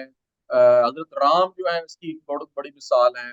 इसी तरह मुस्लिम हिस्ट्री में प्रॉफिट मोहम्मद जो है इसकी बहुत बड़ी मिसाल है कि कितनी भी ज्यादतियां की गई but he gave to the people, he help the people. जब वो मक्का उन्होंने कंकर किया तो उस वक्त उन्होंने सारों को माफ कर दिया। अच्छा, इनमें कंपैशन बहुत होती है, empathy, they are overflowing with empathy. जितने आपके ऋषि हैं, बुजुर्ग हैं, नेक लोग हैं, ये इस तरह के होते हैं, ये गिवर ही। अच्छा, अब एक और तीसरी टाइप आ जाती है टेकर की। टेकर जो है they always take, they take and take. उनको कोई शेम नहीं होता, कोई फीलिंग नहीं होती, रेसिप्रोकेट करना वो कभी भी नहीं सोचते। आप इनको सेल्फिश कह सकते हैं। वो बड़े डिठाई के साथ आपसे उन्होंने एक हेल्प ली, आपने उनको जवाब में जब कहीं आपको जरूरत पड़ी आपने उनसे हेल्प मांगी, उन्होंने नहीं, फिर वो बड़ी डिठाई के साथ आपके पास आ जाएंगे जब उनको जरूरत पड़ेगी और आपसे वो हेल्प लेंगे। तो ये टेकर है। अच्छा, इनको हम सेल्फिश भी कह सकते हैं कि ये सेल्फिश लोग हैं, अपनी जात को आगे रखते हैं।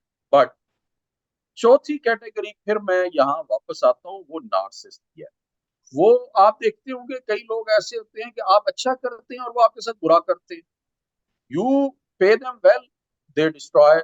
आप उनका पॉजिटिव सोचते हैं, दे आर सो स्कीमेटिक, वो आपका नेगेटिव सोच रहे होते हैं, प्लान कर रहे होते हैं, बैक स्टेपिंग कर रहे होते हैं। ये है नार्सिसिस्ट, जिनके बारे में कहा जाता है कि उस शख्स के शर से डरो जिसपे तुमने एहसान किया। तो ये वो कैटेगरी है, इनकी जो कंट्रोल की रिक्वायरमेंट्स है ना वो इतनी ह्यूज होती हैं कि वो अपने आप को जो कंट्रोल की लूज होने की फीलिंग्स हैं, they can't reconcile with that feelings. अब जब आपने किसी इन बंदों ने किसी से हेल्प मांगनी है तो डेफिनेटली कोई चीज इनकी कंट्रोल से बाहर चली गई है तो हेल्प मांग रहे हैं ना कि कोई दूसरा उनको कंट्रोल रेस्टोर करने में हेल्प करे। अच्छा, तो वो कहते हैं कि अच्छा इसने मेरी हेल्प की है, ये अपने आप को बहुत चीज ना समझना शुरू कर दे, बहुत बड़ी चीज ना समझे। मैं इसको जो है वो जरा जो है इसको इवन आउट करता हूँ। इवन आउट करने के लिए उसको डैमेज करेंगे सो दैट कि वो अपने आप को कोई उसके कंट्रोल में, नार्सिसिस्ट के कंट्रोल में ना समझे। या इनके जहन में ये होता है कि ये कल को जो है कंट्रोल से मेरे से बाहर ना हो जाए और मुझे जो है वो अ, जो एक जब हम किसी से हेल्प मांगते हैं ना तो उसके साथ एक नेचुरल फीलिंग ऑफ हेल्पलेसनेस होती है। तो ये उस हेल्पलेसनेस की फीलिंग को बर्दाश्त नहीं कर सकते, तो ये अकॉर्डिंगली जो है उसके साथ चले जाते हैं। तो ये है एक नार्सिज्म का जो है इंट्रोडक्शन मैंने करवाया। अब हमें इसके टाइप्स पे आ जाते हैं। टाइप्स पे जब हम आते हैं तो दो तरह की टाइप्स हैं, एक कोवर्ट नार्सिसिस्ट है और एक ओवर्ट नार्सिसिस्ट है।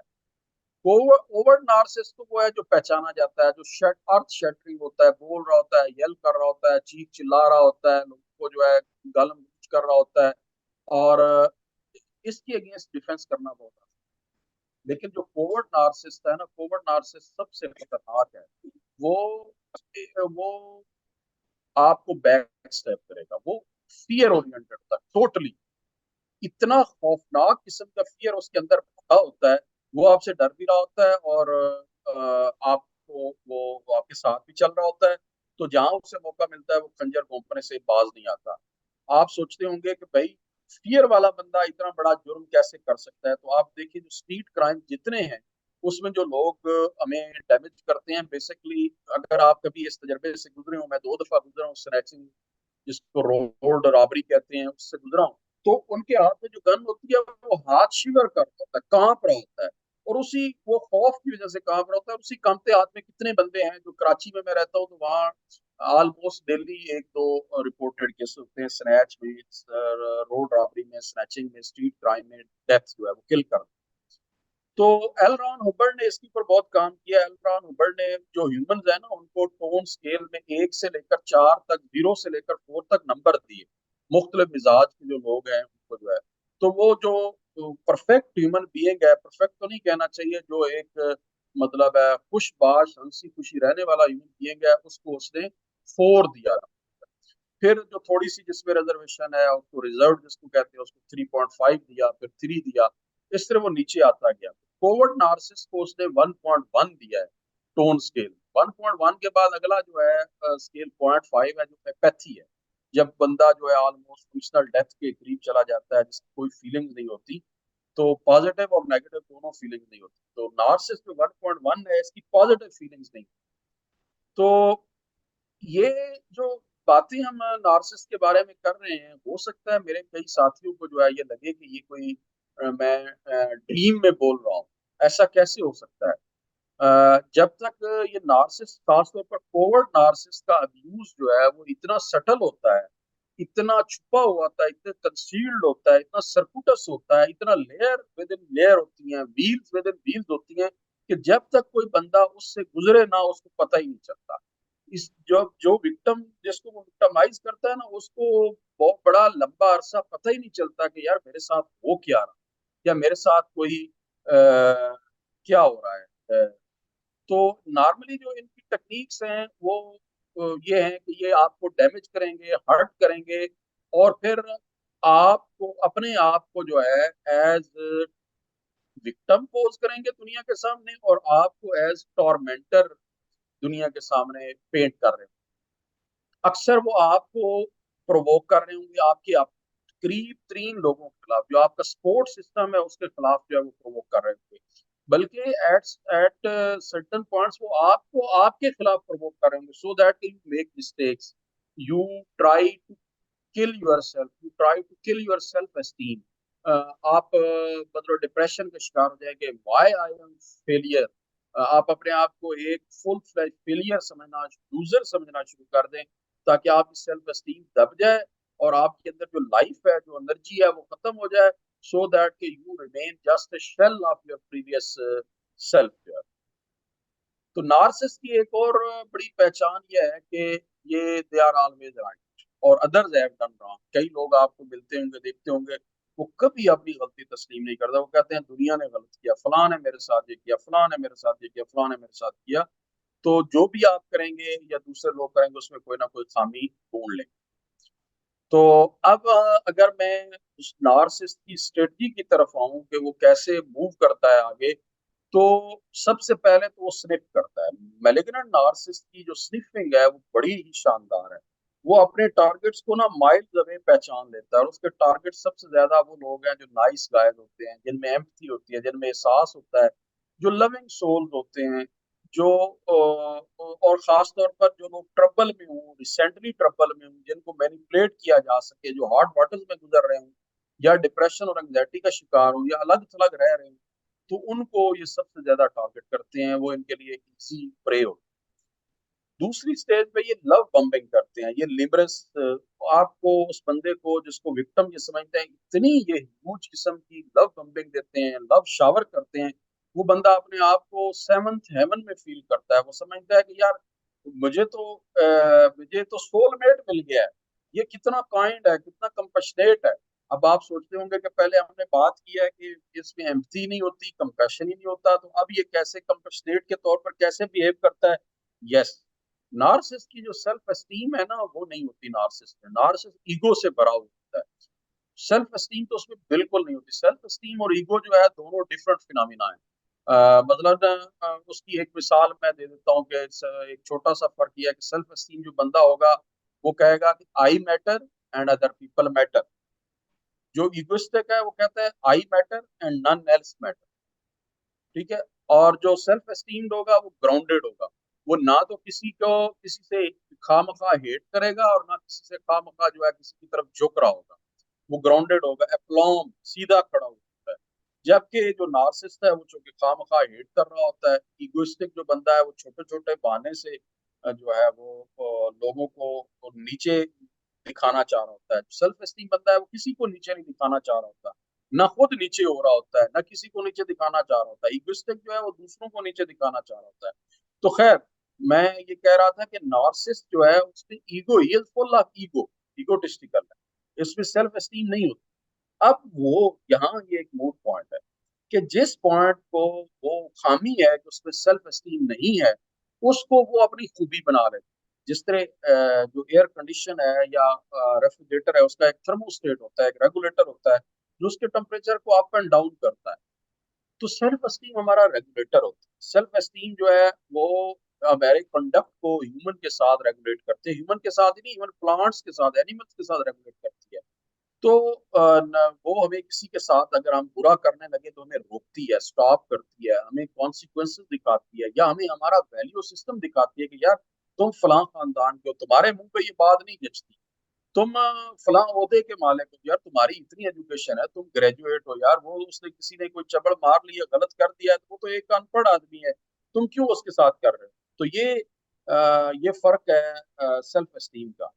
लेकिन नार्सिसिस्ट में चूंकि सेल्फ एस्टीम नहीं होती, तो सेल्फ एस्टीम ना होने की वजह से नार्सिसिस्ट, अब मैं थोड़ा सा वापस आता हूँ। सेल्फ एस्टीम अगर आप में है तो अभी आपने कोई बात की है, थोड़ी देर बाद आपको जितनी मजबूरी में भी वो बात चेंज करनी पड़े, आप नहीं करते। आपका ब्रेन, आपका माइंड, आपकी सेल्फ एस्टीम आपको वार्न कर दिया है कि थोड़ी देर तो आप पहले कह रहे थे कि आप मसलन कराची से दिल्ली जा रहे हैं, बाई एयर जाना है, तो अभी आपको क्या बना, आपने अगले जो होस्ट हैं वो वेट कर रहे हैं, आपको अचानक क्या बना कि आप इनकार कर रहे हैं, कह रहे हैं विदाउट असाइनिंग एनी रीजन कि मैं नहीं आ सकता। ये सेल्फ एस्टीम है। तो उसने इस कंडक्ट को रेगुलेट किया। नार्सिसिस्ट में जब सेल्फ एस्टीम नहीं होती तो फिर उसके लिए बड़ा आसान है कि यू टर्न लेना, इमीडिएटली माइंड को चेंज करना और कोई भी मास्क पहन लेना। उसके पास रेडी मास्क मौजूद होते हैं, वो एक मास्क उतारता है, दूसरा अपने सर पे, अपने चेहरे पे उठा लेता है। कंपैशन और एम्पैथी भी उसके एक मास्क के तौर पर रखी होती है कि जब मुझे जरूरत पड़ेगी मैं इसको अपने मुंह पे जो है वो चढ़ा लूँ। तो दूसरी स्टेज जो लव बम्पिंग है उसमें वो कंपैशनेट हो जाता है, एम्पैथिक हो जाता है, बहुत बड़ी वैलिडेशन देता है, कंसोल करता है, रिस्पेक्ट देता है, अटेंशन देता है, और टारगेट को जो है वो अपनी जो है वो लेके चला जाता है सेवंथ हेवन में। और टारगेट, इसका मकसद क्या होता है, वो तीसरी स्टेज पे आ जाते हैं। उसका मकसद है कि उसने चूंकि अल्टीमेटली अब्यूज करना है टारगेट को, तो वो आइसोलेट करता है, एम्पैथी दे दे के, लव बम्बिंग करके उसको आइसोलेट करता है फ्रॉम ए सपोर्ट सिस्टम। उसका जो सपोर्ट सिस्टम है, फैमिली है, वाइफ है, हस्बैंड है, स्पाउस जो है, फ्रेंड्स हैं, या उसके जो वेल विशर्स हैं, या वो जो सर्कल है उनके, उनसे वो उसको हटा देता है, इंसुलेट कर देता है। या तो उनको इसके खिलाफ इंसाइट करेगा, या इसको उनके खिलाफ इंसाइट करेगा, या इसके दिमाग में उनके बारे में अल्फाज फीड करेगा, और फिर वो जुबान से वापस रिट्राइव करके वहां रिपोर्ट कर रहा होगा उसके सपोर्ट सिस्टम को कि वो तो तुम्हारे बहुत खिलाफ है। उसके किथ एंड किन को, उसके सिबलिंग्स को, उनको बता रहा होगा कि वो तुम्हारे बारे में ये बात कर रहा था। यानी वो मुसलसल रिपोर्ट करता रहता है, सो दैट कि इसको जब जरूरत पड़े उनकी हेल्प की तो फिर जो है ना, हेल्प इसको ना। अब चौथी स्टेज आ जाती है अब्यूज। अब नार्सिसिस्ट जो है वो वैम्पायर की तरह उसने अपने टीथ निकाल लिए, अब वो ओपन अप हो गया, अब उसने मास्क सारे उतार दिए, और वो ब्लड सक करना शुरू कर देता है। उसका ब्लड ये फाइनेंसेस की शक्ल में हो सकते हैं, ये अटेंशन की शक्ल में हो सकता है, ये टाइम की शक्ल में हो सकता है, एनर्जी की शक्ल में होता है, लव की शक्ल में होता है, इवन टारगेट की बॉडी की शक्ल में होता है कि अगर वो कोई खूबसूरत हसीन और जमील है, मेल और फीमेल, तो वो उसको अब्यूज, सेक्सुअली अब्यूज करना शुरू कर देता है। अच्छा, अब वो और नार्सिसिस्ट जो है अब्यूज का ना बड़ा ढेर सारा जो है वो रिकॉर्ड रखेगा, और साथ साथ ऐसी सारी चीजें पैदा करता रहेगा अपनी एविडेंस, जो कल को इसको सपोर्ट करे ताकि कोर्ट ऑफ लॉ में ये चैलेंज करे तो वो उसको प्रूव कर सके। मसलन सेक्सुअली उसको अब्यूज किया है, तो वो ऐसी एविडेंस साथ साथ क्रिएट करता रहता है कि कोर्ट ऑफ लॉ में ये कंसेंसुअल लगे। ठीक है, उसने उससे लोन लिया है और वो लोन खा गया है, तो उससे ऐसी एविडेंस क्रिएट करेगा कि जो है ना, मैंने मैंने तो ये लोन वापस पे कर दिया, या बुक ऑफ अकाउंट्स इस तरह वो मैनेज करेगा कि जिसमें वो लगेगा, साबित कर देगा कि इसने और मैंने तो मिलकर कारोबार किया था और बिजनेस किया था, business has flop, so the money has go down the drain. मैंने लूटा नहीं, मैंने फ्रॉड नहीं किया, बट ये तो बिजनेस लॉस है, जो कि हर जगह एक्सेप्टेबल होता है किसी भी कोर्ट ऑफ लॉ में, कि बिजनेस लॉसेस करते रहते हैं। तो अब फिफ्थ स्टेज जो है ना, वो ये है कि ट्रॉमा बॉन्डिंग। ट्रॉमा बॉन्डिंग एक बड़ा इंटरेस्टिंग फिनोमिना है। इसको एक स्टॉकहोम सिंड्रोम के नाम से लिटरेचर में बड़ा आपने पढ़ा होगा कई जगहों पे। स्टॉकहोम सिंड्रोम इसको इसलिए नाम दिया गया था कि स्टॉकहोम में, नॉर्वे या डेनमार्क का कैपिटल जो है, वहाँ एक बैंक डकैती हुई थी। तो जो बैंक डकैत थे, उन्होंने कोई 24 या 48 घंटे होस्टेज रखा जो बैंक के अंदर लोग थे। खैर फाइनली पुलिस ने उनको अरेस्ट कर लिया। तो उनके अरेस्ट करने के बाद ये हुआ कि जो विक्टिम्स थे, उन्होंने उनकी रिलीज की कैंपेन चलाना शुरू कर दी। बल्कि कई विक्टिम्स ने, 2-3 विक्टिम्स ख्वातीन ने तो उनके साथ शादी भी की। तो वहां से साइकोलॉजिस्ट और सोशियोलॉजिस्ट ने इस फिनोमेना को स्टडी किया कि ये क्या चीज है, हाउ दिस हैज हैपेंड। तो पता चला कि ये जो जब तकलीफ में लोग होते हैं, बेशक कोई उनको टॉर्चर कर रहा होता है, तो वो भी एक कनेक्शन, यानी मैं किसी से मोहब्बत कर रहा हूँ, किसी को नोरिश कर रहा हूँ, नर्चर कर रहा हूँ, तो दिस इज ए कनेक्शन। इसी तरह जब मैं किसी के साथ ट्रॉमा काज कर रहा हूँ, I am abusing someone, I am damaging someone, तो we are in a relationship, this is a bond, this is a connection. तो इस कनेक्शन को, इस फॉर्म ऑफ कनेक्शन को उसने ट्रॉमा बॉन्ड रख दिया। और उसमें वो विक्टिम जो है, वो उसको जस्टिफाई करता है अपने अब्यूज को या अपने अब्यूजर को। तो जो पैथोलॉजिकल नार्सिसिस्ट है, वो टारगेट करता है, क्रिटिसाइज करता है विक्टिम को, और उसको किसी एक वक्त में क्रिटिसाइज करता है और किसी दूसरे वक्त उसको प्रेज करता है। एक वक्त में उसको जेंटली टच टच करता है और किसी वक्त बीटिंग कर रहा होता है। एक वक्त में उसको ब्रो बीटिंग कर रहा होता है और दूसरी वक्त में उसको जो है उसकी ईगो का मसाज कर रहा होता है विक्टिम की। तो कन्फ्लिक्टिंग सिग्नल्स जो है देता है। तो ये जो टारगेट ऑफ हेड है, head of the target that goes spinning around, कि यार ये क्या मेरे साथ कर रहा है, यानी highs and lows, highs and lows. अब आप देखेंगे कि ढेर सारे लोग जो अल्कोहल के साथ इस रिलेशनशिप में, जो एडिक्शन का रिलेशनशिप है, कैसे आते हैं? क्योंकि when they take the alcohol they feel high. जब अल्कोहल उनको नहीं मिल रही होती for a protected period of time, तो दे फील लो।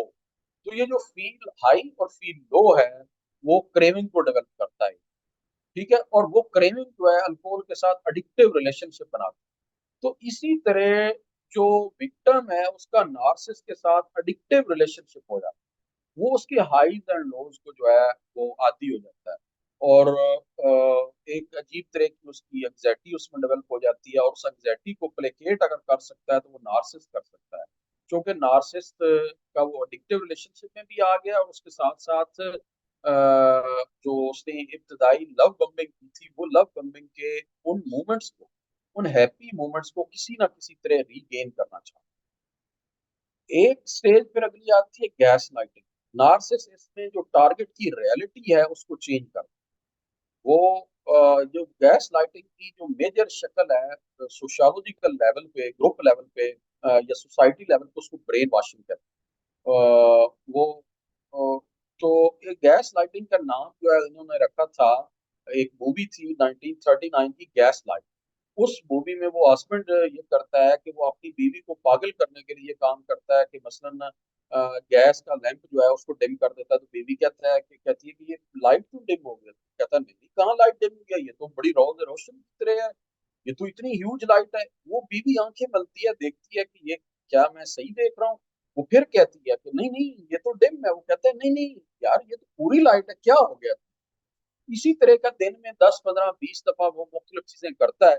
मसलन बीवी थोड़ी देर पहले गाड़ी खड़ी थी बाहर पार्किंग लॉट में, तो वो किसी तरह साइकिल खड़ा है फॉर एग्जाम्पल, तो वो साइकिल को रिमूव कर देता है। बीवी पूछती है कि ये साइकिल किधर गया? वो कहता है कि नहीं, साइकिल तो यहाँ था ही नहीं। बीवी कहती है नहीं, थोड़ी देर पहले मैंने देखा था साइकिल। वो कहता है नहीं, साइकिल तो यहाँ था ही नहीं, तुम्हें गलत फहमी हुई है, तुम्हें गलती लगी है, लगता है तुम इनसेन हो गई हो, लगता है कि तुम नींद में हो, लगता है कि तुम अल्कोहल के जेर असर हो। यानी रियलिटी उसकी चेंज कर देता है। तो इस रियलिटी को चेंज करने को गैस लाइट कहते हैं। तो नार्सिसिस्ट जो है ना वो अपने जो टारगेट है उसकी रियलिटी को चेंज कर देता है, और रियलिटी को इस तरह चेंज कर देता है कि जो उसके अच्छे दोस्त हैं, वेल विशर हैं, उसको वो दुश्मन समझना शुरू कर देता है, जो उसके दुश्मन है उसको वो वेल विशर समझना शुरू कर देता है। ये अल्लामा इकबाल का, डॉक्टर इकबाल का, जो यूनाइटेड इंडिया के बहुत बड़े पोएट थे, उनका एक शेर है कि खिर्द का नाम जुनू रख दिया, जुनू का खिर्द, जो चाहे आपका हुस्न करिश्मा साज करे।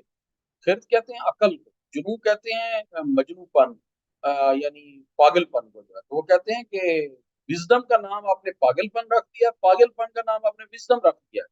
जो चाहे आपका हुस्न करिश्मा साज करे, करिश्मा कहते हैं मैजिक को।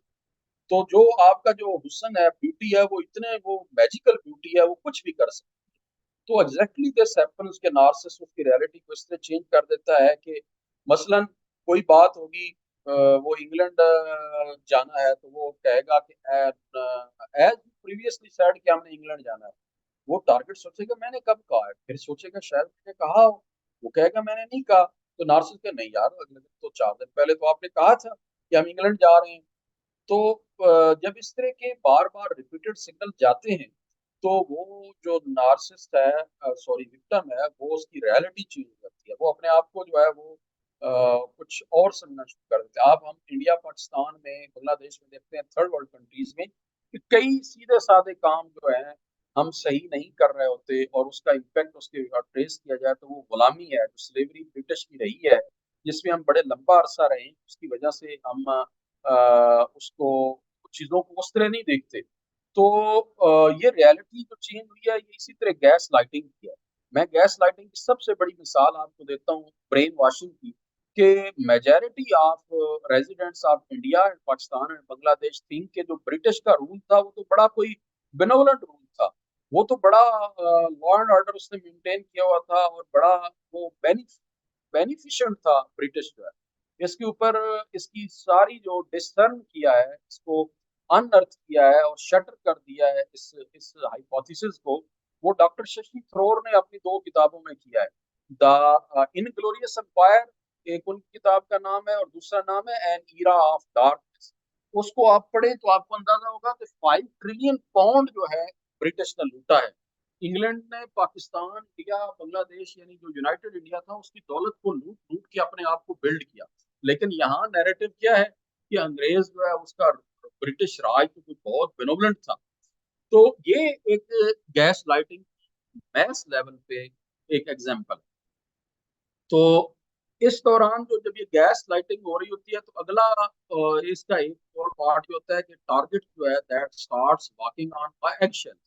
वो घबरा रहा होता है कि यार नार्सिसिस्ट जो है वो क्या करेगा, किस बात को माइंड तो नहीं करेगा, वो हाई एंड लो जिससे दे रहा होता है। कभी बिल्कुल सीधी सी बात पे वो डांट देगा, कभी सीधी सी बात पे वो उसको तंज करना शुरू कर देगा, कभी बिल्कुल अच्छी खासी बात पे थोड़ी देर पहले हंस रहा होगा, और बिला वजह कोई खाने में छोटी सी खामी निकाल के साल्ट क्यों ज्यादा है उसके ऊपर अपने टारगेट को जो है वो बहुत ज्यादा स्लैंग करना शुरू कर देगा।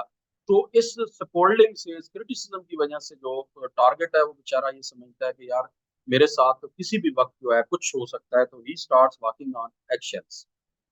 तो बड़ी लेट जाके टारगेट को समझ आती है, लेकिन जब तक उसको समझ आती है वो सेल्फ डाउट से गुजर चुका होता है। वो अपने आप को शक करता है, बल्कि कई दफा तो वो ओपनली नार्सिसिस्ट को एक्सप्रेस करता है कि यार मुझे लगता है तुम मुझे बेवकूफ बना रहे हो, या तुम मुझे लूट रहे हो, या ये अकाउंट्स में जो पैसे पड़े थे वो किधर गए हैं। लेकिन उसके पास, नार्सिसिस्ट के पास रेडीमेड अप होती हैं, स्टोरीज होती हैं, कुक स्टोरीज होती हैं, वो फौरन पेश कर देता है। या तो डिनायल करता है, या कुक करके कोई ऐसी अच्छी सी साफ सुथरी सी एक्सप्लेनेशन पेश करता है कि टारगेट फिर अपने आप को डाउट करना शुरू कर देता है कि यार मैंने इसमें क्यों शक किया। वही डॉक्टर इकबाल का एक और शेर है, नींद से बेदार होता है मासूम अगर, फिर सुला देती है उसको हुक्मरान की साहरी। तो वो एक साहिर है, मैजिशियन है, एक उसके पास मैजिक वॉन्ड है नार्सिस के पास, और वो किसी भी चीज को जो है ट्विस्ट दे लेता है। एक तो उसके पास गिफ्ट ऑफ गैप बहुत होता है, और दूसरा ये कि उसका जो प्रीफ्रंटल कॉर्टेक्स है उसका, विक्टिम का, वो काम करना छोड़ चुका होता है।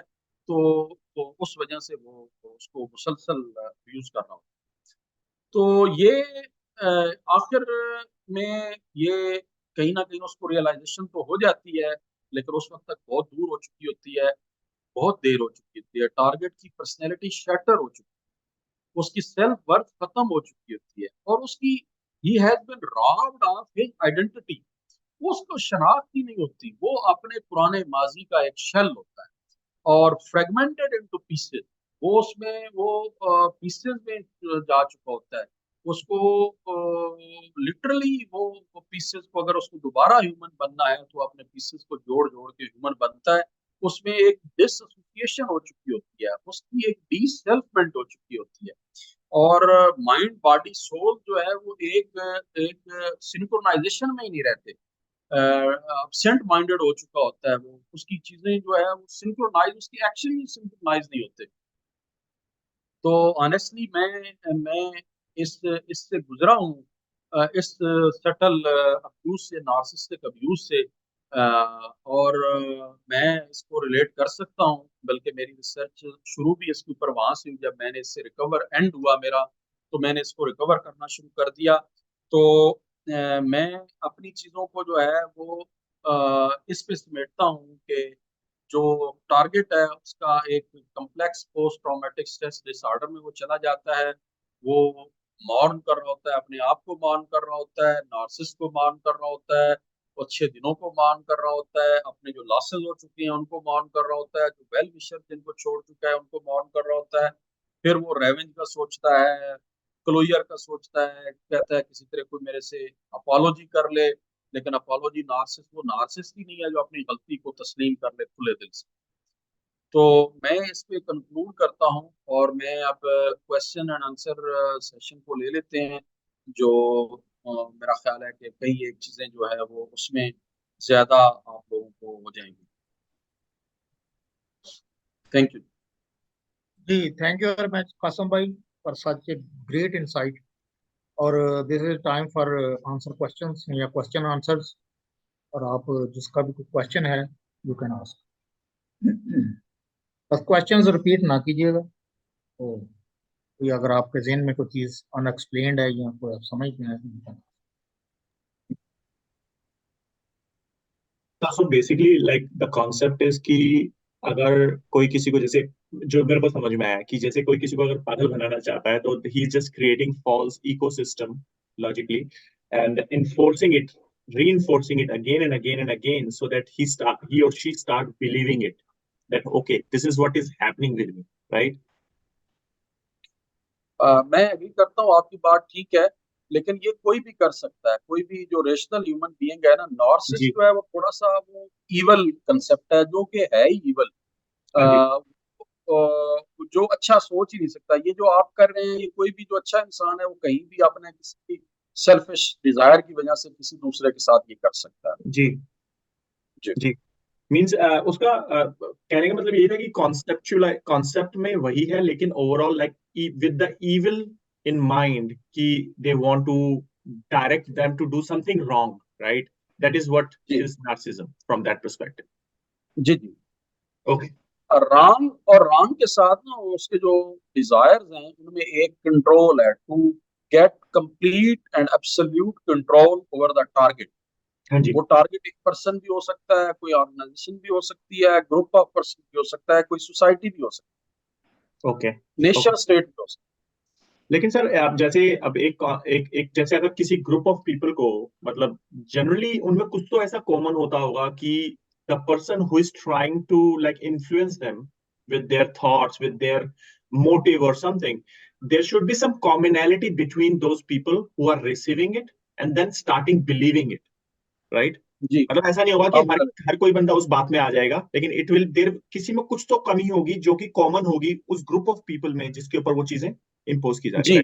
उस ग्रुप ऑफ पीपल में ना कमी ये होती है कि उनको मोहब्बत की कमी होती है, लव या अटेंशन की कमी होती है, वैलिडेशन की कमी होती है, या उनका जो उस वक्त फाइनेंशियल या वो रोइन हुए होते हैं, या वो एंजाइटी या डिप्रेशन में होते हैं, और वो कोई ना कोई ऐसा मसीहा चाह रहे होते हैं जो उनको हाँ मसाइल जी से निकाले।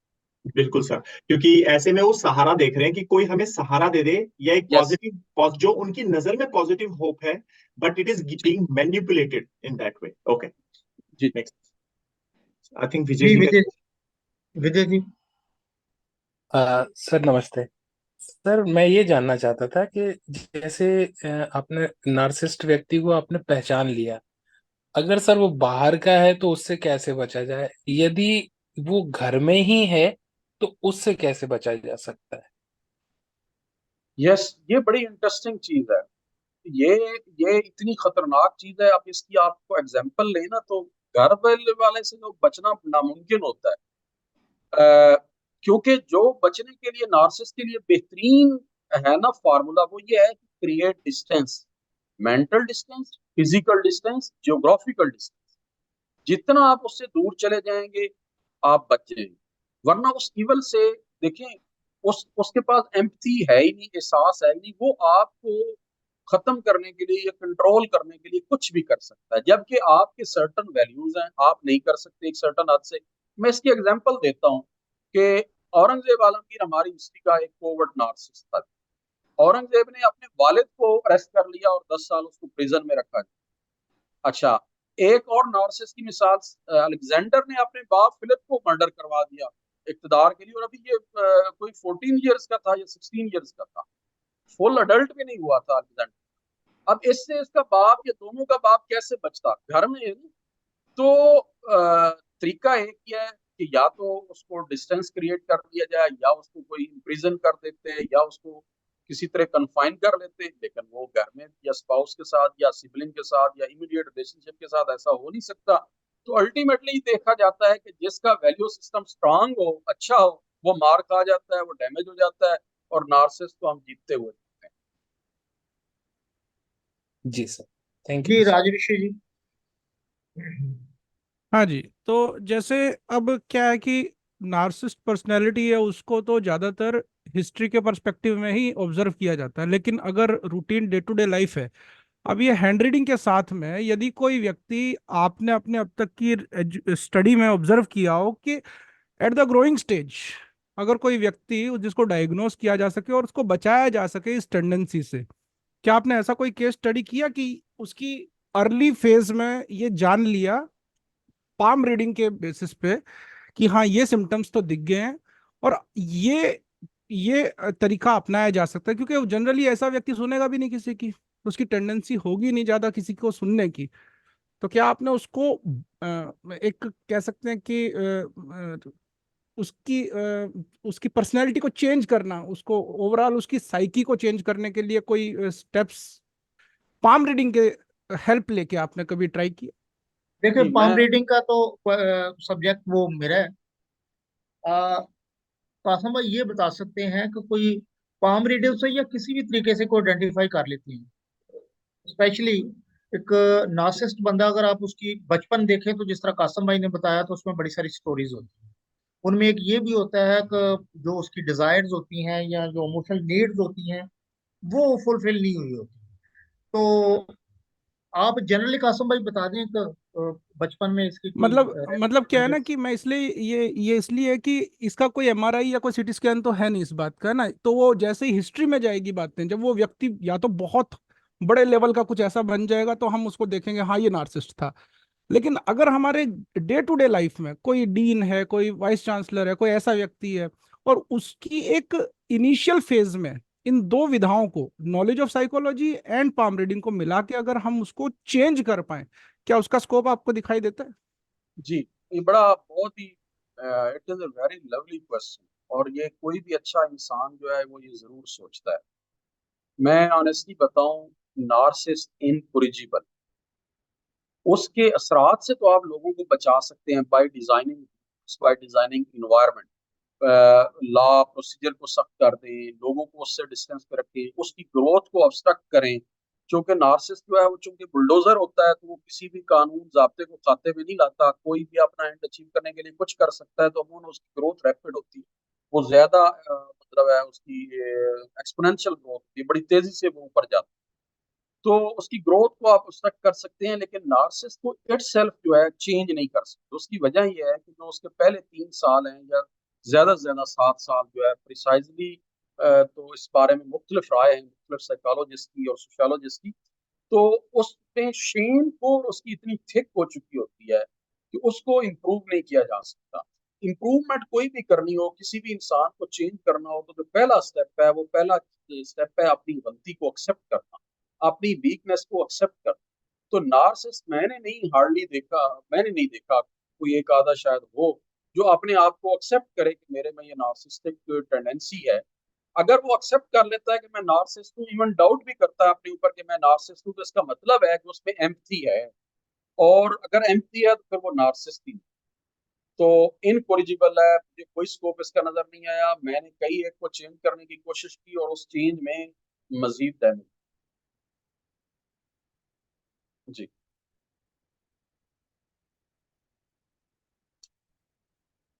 आंसर हो गया जी आपका क्वेश्चन? हाँ जी ठीक, वो मतलब यही हो गया कि मतलब उसमें उसके पर्सनैलिटी को, उसकी साइकी को मॉडिफाई किया जा नहीं सकता, नहीं, लगभग लगभग नियर टू इम्पॉसिबल है। जी जी, ऑलमोस्ट इम्पॉसिबल। ठीक।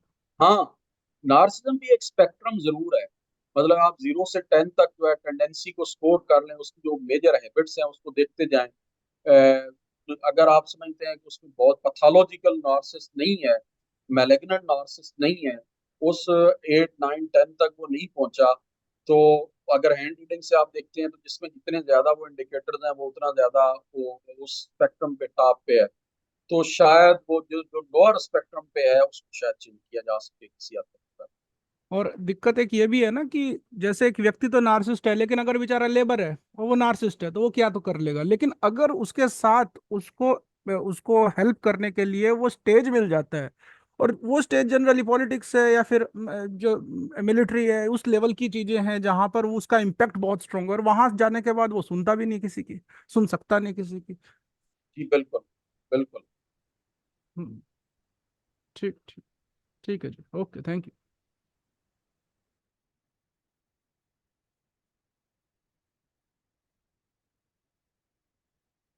एनीवन एल्स, कोई और क्वेश्चन?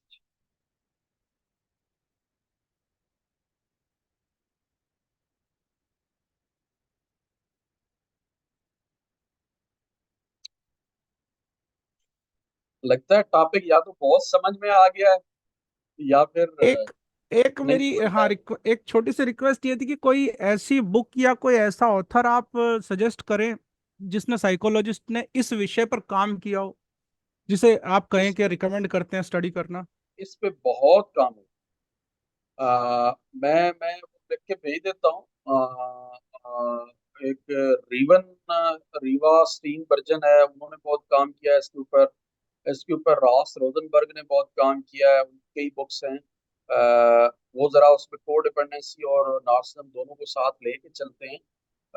फिर इसके ऊपर एक कोवर्ट नार्सिसम के ऊपर काम हुआ है काफी, जो है जो हमारी बुक आ रही है मुर्दा भाई, और हमारी जो है वो एडिटिंग स्टेज पे है, उसमें इस पे बहुत अच्छा जो है एक अच्छा मटेरियल आपको मिलेगा, रादर इन कंसाइज शेप पे, कि आपको ये कम्प्रीहेंशन इसकी बहुत अच्छी हो जाएगी। उसका जो पार्ट 2 है ह्यूमन रिलेशनशिप्स पे है, पार्ट 1 जो है कोर रीडिंग है, सेल्फ अवेयरनेस पे कोर फॉर्म रीडिंग है, और पार्ट 2 ह्यूमन रिलेशनशिप पे है। उसमें ये पूरा चैप्टर है कोडिपेंडेंसी पे और एक नार्सिसम। बहरहाल मैं बुक्स जो है वो मैसेज कर दूंगा अभी थोड़ी देर में, का नाम एग्जैक्ट प्रिसाइज लिख के जो है ग्रुप पे। अब आपने एक एलरॉन हबार्ड का नाम लिया जितना मैंने उसको एलरॉन, स्टडी की। हाँ जी हाँ, एलरॉन हबार्ड, उनका एक मेथड है, वो किस तरीके से थीटा और उस तरीके से वो हीलिंग का प्रोसेस स्टार्ट करते हैं। जी अब जी। तो वो नहीं रहे, लेकिन वो इट्स हिमसेल्फ बड़े नार्सिस्ट थे, उनके वहां पर जो पूरा स्ट्रक्चर है वो पूरा नार्सिस्ट स्ट्रक्चर है उनके ऑर्गेनाइजेशन का कंप्लीट। हाँ, मैं आपकी इस बात से एग्री करता हूँ, काफी हद तक उनकी भी कंट्रोल रिक्वायरमेंट बहुत ज्यादा थी। मैं उनको, उनका जो काम है उसके हवाले से उनको रिकॉग्नाइज करता हूँ, और उन्होंने बहुत अच्छा काम किया। उनकी जो साइंस ऑफ सर्वाइवल है, वो मेरा ख्याल है कि ह्यूमन को अंडरस्टैंड करने पे इससे बेहतर शायद ही कोई किताब। साइंस ऑफ सर्वाइवल या उसके बाद रॉबर्ट ग्रीन की जो लॉज ऑफ ह्यूमन नेचर आई हैं, मैं समझता हूँ कि इन दो किताबों के बराबर कोई और किताब नहीं लिखी ह्यूमन की अंडरस्टैंडिंग के लिए। लेकिन बहरहाल उनमें नार्सिस्टिक टेंडेंसी थी, और मैं उनको फंक्शनल नार्सिस्ट में डालता हूँ कैटेगरी। आज जो उस ऑर्गेनाइजेशन का हेड है वो हाईली नार्सिस्ट पर्सनैलिटी है, हाईली अच्छा, मैं उसको नहीं जानता। मैं मैंने बस उनको पढ़ा है, रॉन हब्बर्ड को, और बाकी ये नहीं, उस ऑर्गेनाइजेशन के साथ कोई ऐसा नहीं। हाँ जी, हाँ जी, 2-3 ठीक। कोर्सेज मैंने किए थे, और उसके हम्म। बाद वो बार बार कॉल करते रहते हैं कोर्सेज के लिए, लेकिन टाइम नहीं मिलता। हाँ जी।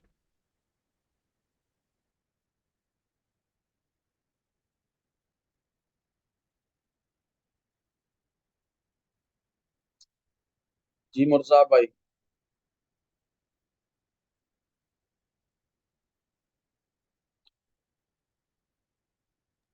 जी थैंक यू वेरी मच। और मेरा हाल इसको वाइंड अप करते हैं इसके साथ ही। तो अब कासम भाई मैडम ने एक जो सवाल किया था मेरी प्रेजेंटेशन शुरू होने से पहले, अगर वो मैडम दोबारा कर लें तो शायद अभी वो मैं रिकॉल नहीं कर पा रहा मैडम हूँ पता इस नहीं समय। ऑफलाइन होगी।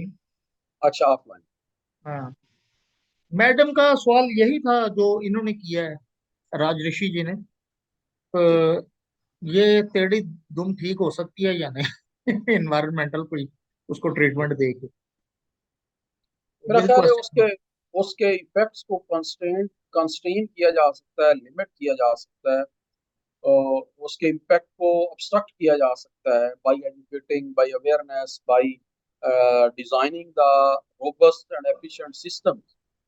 लेकिन उसको मैं मैं नहीं समझता कि उसको ठीक किया जा सकता है, नार्सिस को, malignant Nazis.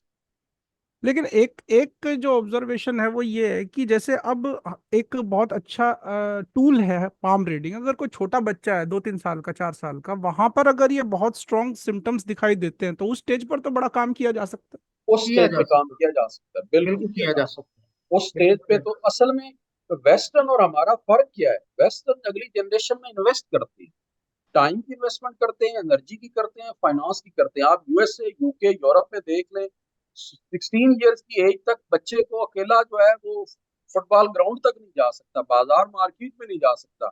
One of the parent has to company. तो वो जो मैंने पहले डिस्कस किया कि अबंडनमेंट जो है एक मेजर अब्यूज है जो बच्चों को नार्सिसिस्ट को डिपेंडेंट बनाता है, तो अबंडनमेंट के फैक्टर को तो उन्होंने खत्म कर दी, ठीक है ना? तो वो इन्वेस्ट करते हैं अपने बच्चे को। हम बच्चों को पैदा करने में हमारा ज्यादा जोर है हमारे थर्ड वर्ल्ड कंट्रीज में, और उनको नोरिश करने पे, नर्चर करने पे, उनकी तरबियत करने पे, उनको जो है एक प्रोडक्टिव ह्यूमन बीइंग बनाने पे हमारा जोर। फिर है। हमारे जो रिलीजियस क्लर्जीज हैं, किसी भी हमारे फिक्के के हो, आप वो बच्चों को नार्सिस बनाने में उनका बहुत ज्यादा रोल है। मतलब अब्यूज से, सेक्सुअली अब्यूज से सारी स्टोरीज भरी हुई है। हर रिलीजन में जो है, जो चर्चेज हैं, जो मास्क हैं, जो मंदिर हैं, जो मदरसे हैं, जो स्कूल्स हैं, मतलब बच्चा वल्नरेबल होता है, बहुत थोड़ी एज में होता है, हम ट्रस्ट कर रहे होते हैं रिलीजियस फिगर को, बहुत ज्यादा यूलोजाइज कर रहे होते हैं, उसको बहुत रेस्पेक्टफुल समझ रहे होते हैं, लेकिन वो होता नहीं है। वो चूंकि खुद वो अब्यूज और डिसफंक्शनल ह्यूमन होते हैं ज्यादातर, तो वो उसी डिसफंक्शनलिज्म को आगे ट्रांसफर कर बच्चे को अब्यूज कर। क्योंकि इनिशियल 5 to 7 ईयर जो फॉर्मेटिव ईयर्स हैं, अगर उस जी, टाइम पर अगर कोई संवेदनशील यानी कि जो सेंसिटिव अगर पेरेंट्स हैं उनको अगर ये पता लग जाए कि इस बच्चे के अंदर बहुत स्ट्रांग टेंडेंसी है इस तरीके की, तो बहुत अच्छा उसमें नर्चरिंग का ऐसा मॉडल क्रिएट कर सकता है कि जिससे वो 100, इस टाइप की किसी भी चीज से बच 100%, सके। बिल्कुल वो एज है उसमें। वही सही टाइम है। पैथोलॉजिकल तो बायोलॉजी को वो हो गया ना आपका जेनेटिक, और ये जो है न्यूली बॉर्न बेबी, तो यहाँ से तो मेरा ख्याल है तो हम बहुत अच्छा कर सकते हैं, और ये सबसे आइडियल टाइम है मॉडिफाई, मेरे ख्याल में। हाँ जी। क्योंकि अब वो हाथ में एक ऐसी चीज है ना कि अब ये नॉलेज अगर कोई 25 साल का, 30 साल का आदमी है उसके लिए तो क्या इस्तेमाल की जा सकती है, वो वो जैसा आप यूजलेस हो बता जाए। रहे हैं कि हाँ, तो ये यहाँ इस पॉइंट पे यूज करने के लिए सबसे बेस्ट है। टेबुलर रासा स्टेज है उसकी, इस पॉइंट पे उसको जिस तरीके बिल्कुल से वो, कच्ची मिट्टी की तरह है उसको हाँ, इस तरीके से ब्लैंक नर्चर स्टेट। किया जाए। हाँ। इसमें यह है कि ये इनको शुरू से ही ना आप ले ले, और ये हाथ की जो इंडिकेशंस है वो तो बता दें। अब अगर हाथ की ये इंडिकेशंस किसी बच्चे के हाथ में है तो उस पर वर्क शुरू उसी वक्त कर देना चाहिए।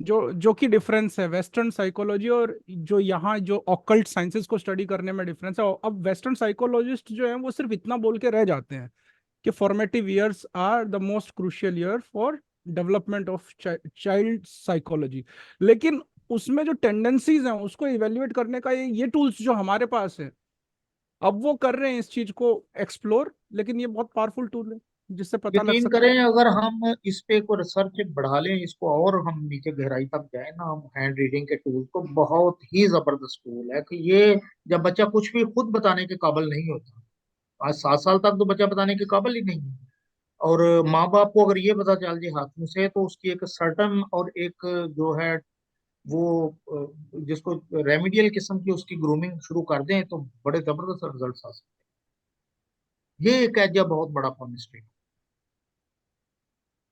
और सिर्फ मतलब उसमें एस्ट्रोलॉजी और न्यूमरोलॉजी दोनों में है, ऐसे ऐसे साइंस हैं जिससे बहुत क्लियर कट हाँ, पता लग जाता है कि और नार्सिसिस्ट जो टेंडेंसी है इस व्यक्ति में, इस बच्चे में।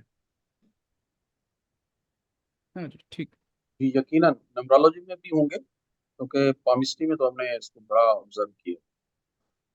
क्लियर कट है ना, वो स्ट्रॉन्ग मेल टेंडेंसी, मेल और फीमेल और बैलेंस्ड, यही यही एनर्जीज हैं। इनको स्टडी न्यूमरोलॉजी भी कर रहा बस है, इनको ही जिसका एस्ट्रोलॉजी इड कर रहा है। एटीट्यूड है ना, इड एटीट्यूड आइडेंटिफाई कर लें, उस पे काम करने की जरूरत है। अगर दिल दिमाग की एक लाइन है, उस पे काम करने की जरूरत है। अगर उसकी जो फिंगर है, छोटी उंगली टेढ़ी है, उस पे काम करने की। कि अगर उसकी जो हार्ट लाइन है वो नीचे जरा नीचे लो सेट है या छोटी है, उस पे काम करने की जरूरत है। फॉर एग्जाम्पल, उसको देने वाला बचपन से ही देने वाला बनाएं, उसको उसको इस तरह प्रमोट करें कि उसकी जो परसेप्शन है वो वो उस तरह की बने कि उसमें जो है सिंपैथी क्रिएट हो, इम्पैथी क्रिएट हो। तो बिल्कुल किया जा सकता है हाँ, बट ये जरूर है कि ये बड़ा लग्जूरियस अफेयर है।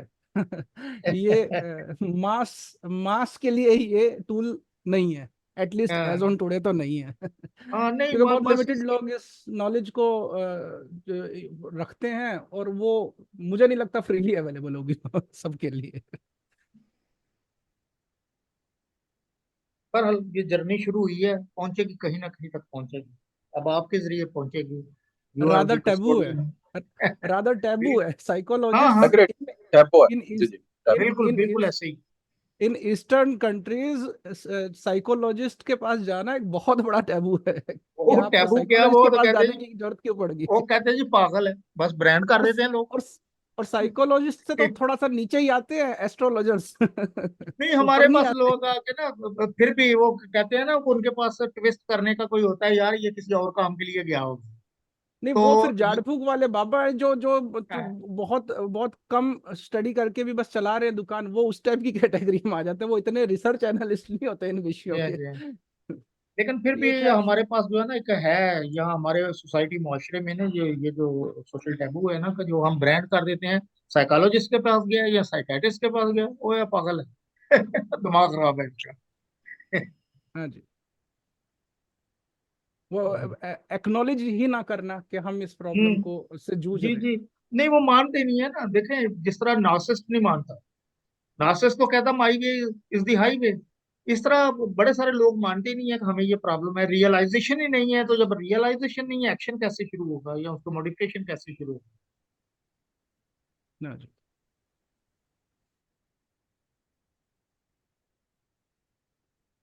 सर, अम, सर, रूपल सर। जी, जी। सर, जैसे ये राजऋषि जी ने पूछा कि लाइक जैसे किसी अर्ली एज में लाइक 3-4 इयर्स के बच्चा है और सेंसिटिव पेरेंट्स हैं, अगर उस चीज़ को एक्नॉलेज कर लेते हैं, तो अगर सेंसिटिव पेरेंट्स हैं तो कितनी पॉसिबिलिटी आती है कि लाइक बच्चा नार्सिसिज्म की क्वालिटी लेके पैदा होगा? क्योंकि पेरेंट्स सेंसिटिव है, पेरेंट्स में ऐसा कोई भी फीचर नहीं है अब तक डेवलप्ड है, तो ये फिर ये जेनेटिक्स तो नहीं आया हुआ, और 2-3 साल का बच्चा है, मैं मान लेती हूँ कि 7 इयर्स का ही बच्चा है, और इतने पेरेंट्स अवेयर हैं कि उसके साथ कोई भी ऐसा कुछ कोई अब्यूज नहीं हुआ है, किसी तरह का फिजिकल और मेंटल अब्यूज नहीं हुआ है, फिर भी अगर ये आ रहे हैं सिम्टम्स, तो ये इसको जेनेटिक्स ही तो मानेंगे ना सर ये? तब भी क्या इसको हम रिपेयर कर सकते हैं ये? असल में इसकी ना, हाँ, रिपेयर तो पहले 5-7 साल ही है, अप टू 7 इयर्स। वो ओके सर। स्लेट जब राइट हो जाए, वो चिप हम्म। जो है, तो फिर उसके बाद रिपेयर मुझे तो इम्पॉसिबल है। मैं उसको सॉल्वेजेबल नहीं समझता। Okay sir, okay sir. जी। बाकी जेनेटिक का जो है, यकीनन जेनेटिक होते हैं इश्यूज, ढेर सारे जेनेटिक होते हैं। जो सोशियोपैथ और साइकोपैथ है ना, वो सोशियोपैथ खास तौर पर उसके ऊपर बड़ी रिसर्च हुई है, इनके ब्रेन्स के स्कैन लिए गए, स्पेक्ट्स लिए गए हैं, और उसके ऊपर बड़ा साइंटिफिक मटेरियल अवेलेबल है, साइंटिफिक पीएचडीज करवाई गई हैं इसके ऊपर। ये जेनेटिक, उनमें वो जो मैटर है, एम्पैथी के जो सेल्स हैं वो होते ही, वो एरिया जो है वो खाली होता है। तो जो ओके। यूरोप में फिर इनको जो है इस तरह डिजाइन किया गया, कुछ लोगों को इतना अच्छा, एक दो बहुत अच्छे सर्जन बने, तो उसका फायदा ये हुआ कि जो हाईली कम्प्लेक्स ऑपरेशंस थे, वो नॉर्मल अच्छा सर्जन जितना अच्छा भी हो वो नहीं कर पाता था। उसको खौफ होता था कि पेशेंट की डेथ ना हो जाए, या मेरे से कुछ गलत ना हो जाए, या मेरे से कोई थोड़ा सा भी माइक्रो सेकंड्स की जो मेरी मूवमेंट है, हैंड मूवमेंट जो है, वो अगर गलत होगी तो इतना कम्प्लेक्स ऑपरेशन है कि ये पेशेंट डाई हो सकता है। तो वो फिर इस तरह के सर्जन जो हैं वो कुछ मशहूर हैं, वो करते हैं इस तरह के ऑपरेशन। जो उनको किसी किस्म का कोई एहसास ही नहीं होता, पेरेंट के साथ कोई फीलिंग ही अटैच नहीं होती, तो वो बड़ा सक्सेसफुली वो ऑपरेशन कर लेते हैं। इस तरह कुछ बड़े अच्छे लायर जो हैं वो देखे गए, उनके जब ब्रेन स्पेक्ट्स किए गए, कि वो सोशियोपैथ थे, जब उनके ब्रेन के स्कैन्स किए गए, तो उनमें ये एरिया जो है वो एम्प्टी का एरिया एम्प्टी था, वहां मतलब वो सेल्स सेल्स कह लें, या वो न्यूरल कनेक्शंस नहीं थे आपस में। तो जो जेनेटिक है वो नार्सिस नहीं होता, narcissist are made by the society, by the parents, by the primary care. Sociopaths are born, लेकिन ओके। आगे इनका कंडक्ट तकरीबन एक जैसे। Thank you so much sir, thank you so much.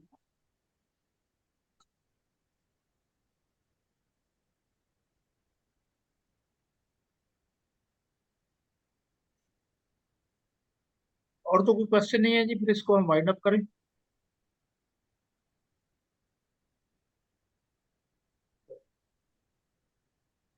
Thank you Qasim भाई। Thank you very much brother, thank you. Thank you, thank you.